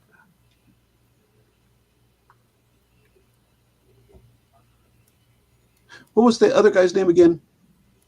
Stan Meyer? No, the other one I just mentioned. That not the Pollock guy, the other person you just mentioned. Victor Schauberger or Stanley Meyer, Eric Pollard. Oh, Schauberger. Okay, yeah. Oh, I know. Oh, yeah. Okay, I know who you're talking about now. Oh, man, there's so many people in this stuff. There truly is. Yeah, he was the German guy, wasn't he? Schauberger, yeah. But the one that Matt, that you were originally saying, what was the German guy this is his design? Henry Puharich. Henry Puharich. Okay. Puharich. Amplitude modulated 90% carrier sine wave. Yeah, so that's just your carrier wave, and then when you go through it, it shows the carrier wave, and then it's modulated to be able to do that that certain degree of separation whenever you send the signal through. There you go. Go up just a little bit. There you go. So there's notes on all of this as well, like figure 11, and it's going to figure 9 and the one up above it. But 1.3 volts is all it takes with this carrier and modulated signal to be able to send it through and separate this. Right, yeah, like just this is the key breakthrough stuff right here. Mm-hmm. It's essentially a exponential level of over unity between the input of electrical energy needed going in, and then the self-organization, the power of the, I guess, implosion or not combustion of the hydrogen or the HHO back in the fuel reaction, as well as the heat that you get coming out of the reaction compared to just that small frequency and waves in, right? Mm-hmm. So, and that kind of goes back to that video where we have seen on the oscilloscope the square wave that they were putting in. And he specifically went over that as well. Oh, exactly. Check out the patent cited. The number one is Stan Meyer, and a lot of interesting others. Absolutely. Oh, okay. Aaron Salter, this one. Sorry. This one, Simon, you wanted? Oh, cool. Yes, that's the one. Thank you. This is the guy who was shot at the Tops grocery store. That's the guy that was shot during the Boston Marathon, right? No, not Boston Marathon. So this was recently. You got your hydrogen mass shooting. for your electrolysis. He was working as the security guard. You got your batteries, your water. I want you to notice that you can get a shot of his showers. There's no water in the watch yourself.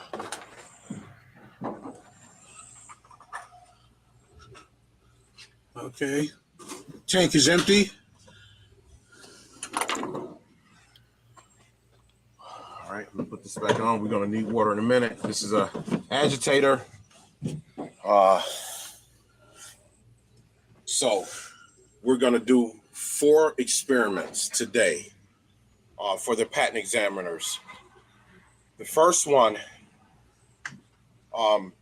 you do need electrolysis, but what my system has done is taken advantage of the residue that's produced by the electrolysis. So we're gonna actually start this vehicle without any electrolysis. The second one, we're going to fill the water tank with water. And again, we're going to be able to start it without electrolysis and run this engine. How long, we'll find out. Then we're going to turn the hydrogen generator on, and we're going to let that produce some gas. And then we're going to see how long the engine runs with the hydrogen only. And then the fourth one, we're going to use the combination of the hydrogen generator, the agitator, and we're going to see how long it runs together. Okay, so first thing we're going to do, we're going to start the engine up on gas first. And I'm going to initiate the agitator, and then we're going to go to the front, and we're going to switch the gas, hydrogen gas on, and the regular fuel off. Okay? I'm going to pause for a second. Go ahead.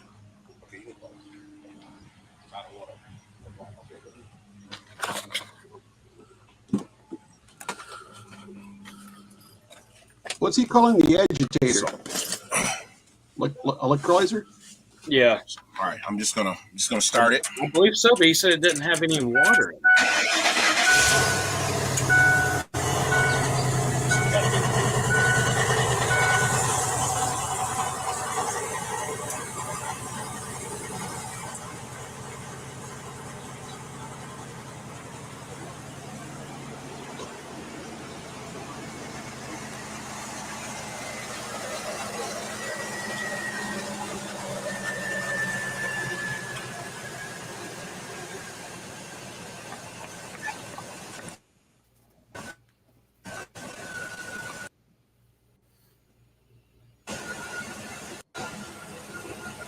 Notice gas is in an off position, and it's running on no electrolysis,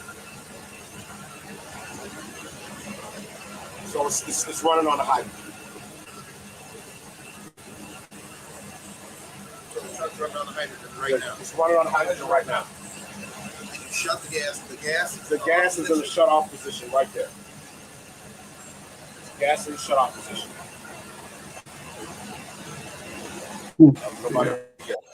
Time this. Okay. So we're just gonna see how long it. Again, there's no electrolysis. Okay, now it's not running off of gas fumes. No, there's no gas fumes. There's no gas fumes. Okay, so I started. I mean, it's been running for a little bit, but I started a timer right now. Okay.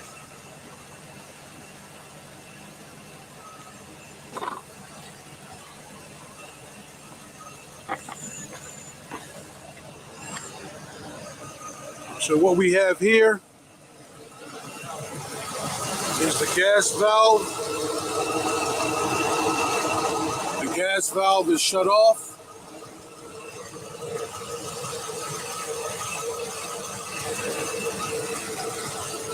That's the gas valve in the rear. It's in the off position. And the vehicle is running on pure hydrogen. That's the extra alternator. Fuel air intake. And this is the valve for the hydrogen to engage.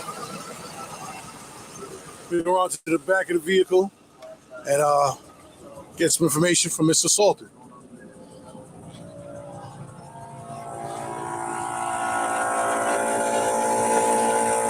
Okay, it's been running for how long?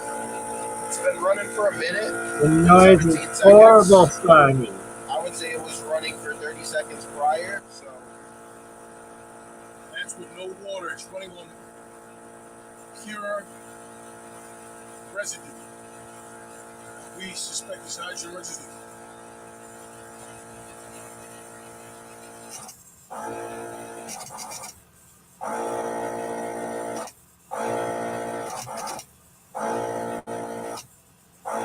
When he says residue, what is the residue?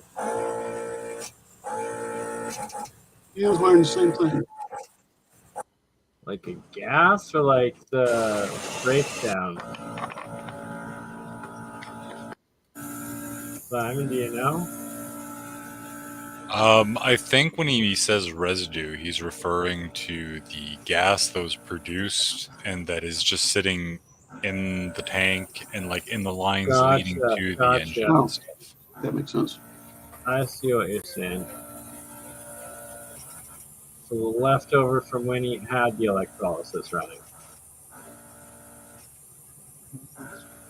Right, and then if he's running the electrolysis after and there's a difference in the amount of Oh, time the that it pure runs. hydrogen he had stored. I got you.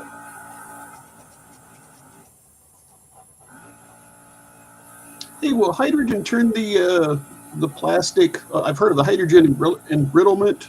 Will that turn the plastic brittle and make it break after a while? Depends on the type, I believe. Like, I mean, if it's a wear and tear component, then, you know, just design it with the intent of replacing it as it needs to. Right. I didn't know if that was like a really long-term thing, or if you like read it for a week and it fall apart.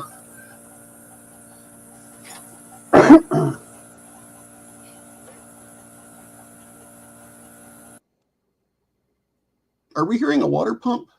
Is that what the buzzing was?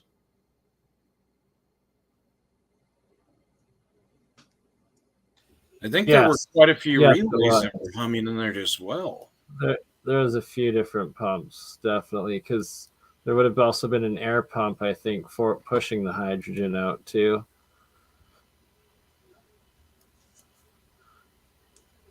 And sorry, that was just getting crazy loud into everything. Link is posted in the live chat. I wanted to show a little bit of a laser saber or laser hacker video of atmospheric power company, Ion Power Group, where they're actually moving motors, harvesting and from the atmosphere. I'd like to see somebody make a high power motor. That Oleg guy, he's made like a 1 horsepower electrostatic motor. So yeah, so this is like 11-year-old one where they've developed Okay, so this it over video the is going last to decade. feature my recent at the Ion Power Group's research and test facility. Yeah, this is the So single Ion strand Power of graphene Group oxide, saw right? one of my videos on YouTube with my Atmo motor, and they. We've got a Sorry, what was that?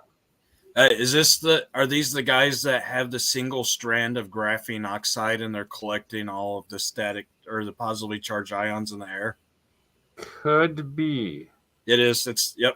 It just Yeah, right at the top, right there. Yeah. Yeah, they have one single strand and it's in the lower atmosphere.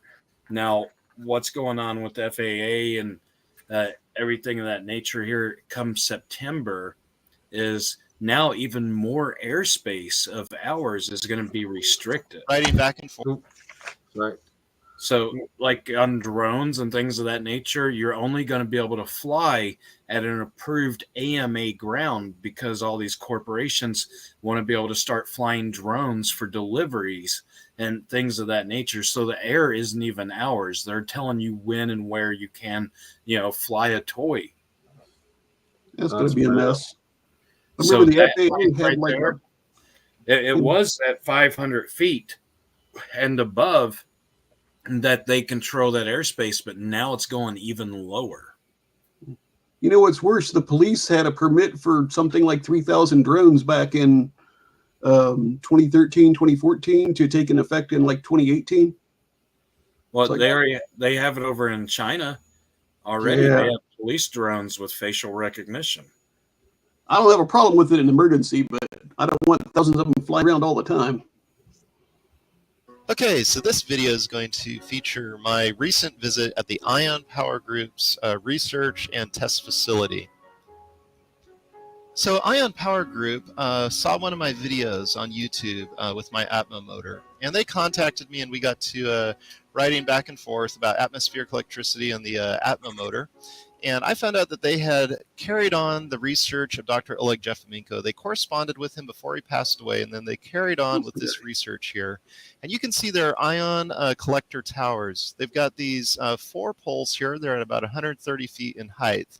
Strung between those 4 poles, they have a wire, so it forms a large square if you were looking down on it. And connected all along that wire are what they call ion collectors. And we'll get into that in more detail in a minute.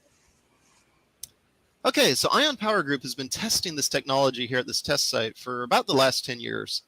And they've really been flying under the radar because, I really keep my ear to the ground and try to connect with and understand, what's going on with this type of technology because it's something I'm interested in experimenting with myself. I never heard of these guys until they contacted me and wanted to test the Atmo motor with their setup. So I was very, very impressed with the amount of progression and progress they've made with this technology over the last 10 years. Now they want to take it to the next level. They want to test the scalability of this thing. They want to scale this up to create an actual atmospheric electricity power station. They're going to try crowdfunding. They got an Indiegogo campaign going on. I told them I put a link to that in this video description, and I went ahead and made a donation to their work myself. And let me this up and really test the scalability of this whole thing. So that's the reason I wanted to go ahead and be part, small part. That looks like a decent amount of. Okay, it's an established scientific fact that up in the air, there are lots of particles that are electrically charged floating around up there. They're caused by any number of circumstances, but we won't go into that detail now. But the fact is that they are there and they are electrically charged. What we've done is we have given them a place to couple to very readily through a strip of carbon, graphite, graphene, which has millions upon millions of microscopic conductive points all over it. And as anybody knows from high school and college physics, electric fields tend to gather and be attracted to points, the corona effect. And so we have these collectors waving up in the air about 130 feet right now. And they harvest around 2 kilovolts night and day, good weather, bad. Actually, during bad weather, it will spike upwards of, I've measured up to 250,000 volts before, but typical it'll go up to around 30 kilovolts or 40 kilovolts. And we trap that in capacitors, and then we can use that as usable energy. Now, what we want to do in the next phase is we want to go up to around 600 to 800 feet. So that will be constantly pulling in between 10 kilovolts through 12 kilovolts night and day. And then when it spikes, it'll go up into the hundreds of thousands of kilovolts. And that is all containable energy that we can make use of to do any number of things, including make hydrogen gas from water, spin motors, and eventually on a larger scale, even help power the grid. Awesome. Okay, so it sounds like the use of graphene is fairly critical in the future of both atmospheric electricity harvesting as well as new capacitor technologies. You want to explain a little bit about that? Absolutely. graphene is the most conductive material that man has ever created. It is going to revolutionize pretty much everything having to do with electronics and energy storage. And we have filed patents worldwide for the use of graphene for ion harvesting. And it should give us, in my opinion, an order of magnitude greater efficiency in the harvesting process. Okay, so you've got patents pending. Now, you of course encourage the experimentation and replication of this technology with folks like myself and the do-it-yourself maker type crowd, right? Absolutely. The more people that can say, yeah, I've put these ion collectors up in the air and have measured kilovolts off it, the more the word will get out and the more collective research will go into this, and the quicker mankind can benefit from this amazing phenomenon that is proven science now. Awesome. Very good. All right. A genius named Tesla filed a patent back in, I believe it was 1901, because he noticed the phenomenon that if he put a conductor up in the air, that if he left it there, it would develop a charge. Mm-hmm. And so he filed a patent on that. Yep. And of course, Tesla is responsible for the majority, at least in my opinion, of our modern technology. So the technology that we have developed is really an extension of Tesla's discovery back in 1901.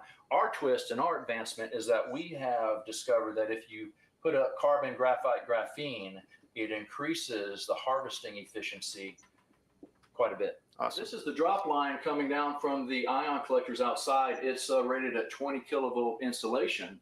And many times, especially during peak ion periods, sparks will punch through this insulation and shoot to the wooden wall and cause burn marks in the wall and smoke to come out. And so I've placed this whiteboard in the way, and that seems to help the discharge problem a little bit. Of course, the real solution is getting some better wire, which when we get a budget, I plan on doing.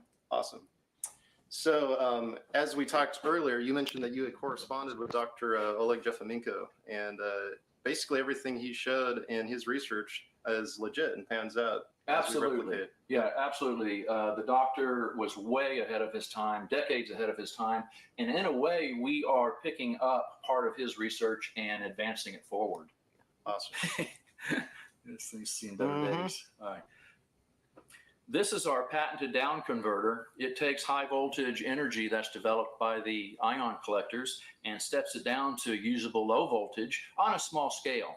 What we're going to do when we get a budget, we're going to improve upon it as far as larger components and whatnot, so that we can handle the larger volumes of energy we're bringing in now and be able to power standard everyday devices like computers and stereos and television sets. What makes it taste so good? All right, that was enough of that one. Sick commercials. And we are 2 hours and 10 minutes in, and Mr. Andreas Sertis has not showed up. When about an hour ago he messaged me saying I'm almost there, so maybe he fell asleep, and it's time to essentially call her a night, I think. We are live on Real Rife Technologies on YouTube, Matthew Rife's channel, which I'm posting in the live chat right now, as well as my two channels and Zertis channel. We will be doing another episode and full episodes on electroculture coming up, I guess, this weekend. Mr. Mark, do you have any final words? And Julia, dear, we have to do an episode soon on here we go, this one, the Sumerian tablets. And join us for a Egypt in America stream. Oh, hey, BurnEye, I left some links on there for the electrostatic motor books from the Oleg guy that was mentioned. Yeah. And also, there's some stuff called Corona wire that's very similar to that wire used in printers. That might be easier to get. Which type of wire? It's called corona wire. It's what's used inside of copiers and printers to put electrostatic charge on the paper. Gotcha. It has a coating on it too that's supposed to help it emit electrons. I used to work on copiers, so that's how I know about it. Is it in what's part of the printer? It's not by Oh, chance the It disposable. charges up the drum, and it also charges up the paper. It's just basically just a high voltage wire that's near it with usually around 2,000 to 12,000 volt charge. And when the drum is charged up, it pulls the toner onto the drum once it gets the image. And then when it charges up the paper, it sucks the toner back over to the paper with the image. And then there's two rollers together that's called a hot and pressure roller that basically melts it into the paper. It's functionally the same thing as powder coating. Yeah, that's exactly what it is. Yeah, it's a powder that's it could be it's iron oxide encapsulated in another material, so it's both magnetic and electrostatic for the toner and the developer. Nice. But the wires, the important thing there, you can find these in old any old laser printer. Right, so it's worth scrapping, and I'm going to be doing an episode strictly, or a series, I think, once a month of stripping like motors, like printers, computers, hard drives, stuff like that, of how you can get the magnets, the wires, and useful stuff, components for experimenting with. Also on air cleaners. Air cleaners. The electrostatic air cleaners. Oh, I see what you're. Yeah, those things break down all the time. So there's useful stuff in that. Yeah, they're pretty easy to fix. So it's but I see them in Goodwills and stuff a lot. But yeah, they're like way overpriced for what they are. Just a few plates and a high voltage wire.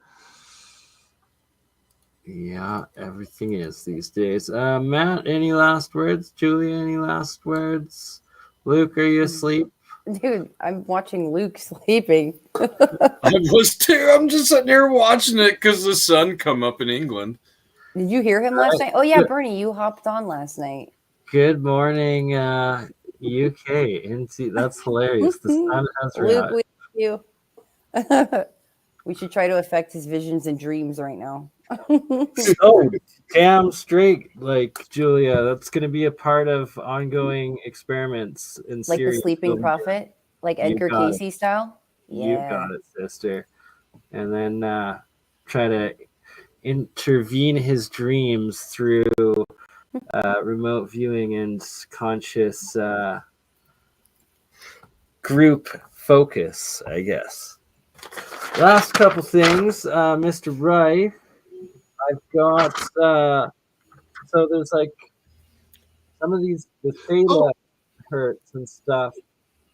What do you recommend for like sleeping and playing some specific hertz through the coils to help get into deep sleep? Do you have a link for that?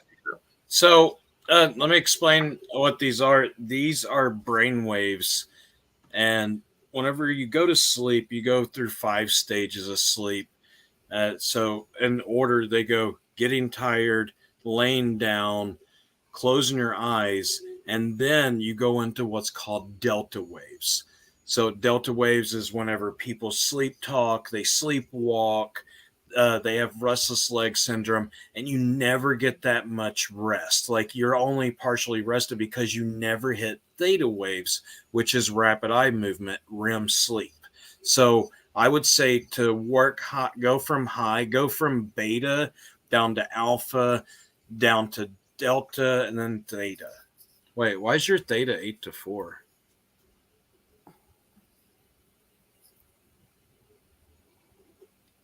You're muted. We lost your audio. You're muted, Bernie. Muted. There we go. Sorry, it was a sheet my mom gave me from something she participated in a little while ago. So I was getting your opinion on it. So you're saying the theta is off. What should that be? If I'm not mistaken, I mean, I could be wrong here, but I think the theta waves are like 0.4 to 1.4. Okay, I will Sarah Esra mindful exposures. But if you just go, I'll if you have go to- down on them, like if you start it at like 20 hertz, 19, 18, 17, 16, and go all the way down to like 1 hertz, and that'll put you into REM sleep. Okay, I see. Yeah, yeah. So you're just lowering the cycle down, transitioning your brain waves on technologically, physically through it, as opposed to trying to get your brain to operate onto them on its own. That actually is fascinating. Very I found a similar page that wiki I just put on there. I thought it had the same thing. Didn't. So for the different sequences, Matt, for the coils. Yeah, how are you doing that? You can make your own playlist on there as well. If you hit the menu on the top left, then you can go to my playlist or something like that, my player, and you can make your own playlist and you can step it down. Is this from the Rife machine? Oh, the paper's right. Okay, so I'm wrong on it. Is this coming from the Rife machine or? Yes. The Rife coils, yeah. How can it go so low? These are natural brain waves. Yeah, but the coil for that to go that low, how does it go that low? Is it like pulsing it? Or? It is alternating current, and alternating is always switching direction. And whenever they flip flop, that's what creates the EM. That's what creates the EMFs. So, and I can't really make any claims, but in theory, I understand. In theory, that it kind of sends these out, and it's just a slower hertz rating. It's slower pulses per second. You know, you can always talk about your farm animals because that's perfectly legal. Oh yeah, Isn't it crazy that a veterinarian can make claims and do all this, and they can use this technology, but it's illegal for a doctor to use it on a human? Right. It's the same for the. I've seen several that was using the pulsed EMF for healing. Yeah, they used it on the horses and had great results. Yeah, it's been growing a lot, but PEMF, in my opinion, is just less effective. Is that like more like a shotgun approach to where it just puts out too many frequencies, or? So if you want to be able to resonate with one specific thing within the body of a dog, then you want to keep on hitting that. Now, PEMF, they claim it was created by NASA scientists, all of this, and it has like a certain pattern it goes in. Like 60, 40, 64, and it keeps on jumping around. It's really odd stuff. I just never did get into it. I never saw like a benefit from going directly right to what you want to go to. Right. I always wondered what they did in orbit because I remember seeing this experiment from the 70s that I had never been able to find again, but it was talking about how they had people underground, and after the second day, they started feeling really horrible. And because they were shielded from the Earth's natural Schumann resonance, and then when they turned it back on, I'm guessing they must have had like coils or something in there. Then the people started feeling better again. Well, I haven't been able to find the study if anybody knows where that study is. But in the 60s, they started using this with astronauts because all the astronauts would come back sick, and they would that's come what I was back wondering. dead. Yeah, is there something on board that simulates that? Yep, they use PEMF every single day on the ISS. So what is it? Just tuned to the 6.83 or? I'm sure they use a lot of different frequencies, right? But at the same time, I don't really know. Like, I can't confirm what they use on frequencies or what they don't use. I never heard that mentioned, but I mean, if if it makes you feel sick after the second and third day, and some of them up there for 6 months. It's got to be making a big effect, making them feel pretty horrible, I would think. Plus, I was always also wondering if it didn't have something to do with the bone loss, because I know that they said you start having bone loss almost immediately. Yeah, and that's because you're leaving the natural EMFs of the earth, Right. and you have muscle loss, you have bone density that's breaking down, all of these many different things, and like people are just coming back sick, and so they used PEMF in the 60s, and they never brought this out to the public. Man. The ISS is green screen. Well, the ISS is actually still within our Earth's atmosphere. It's not in space.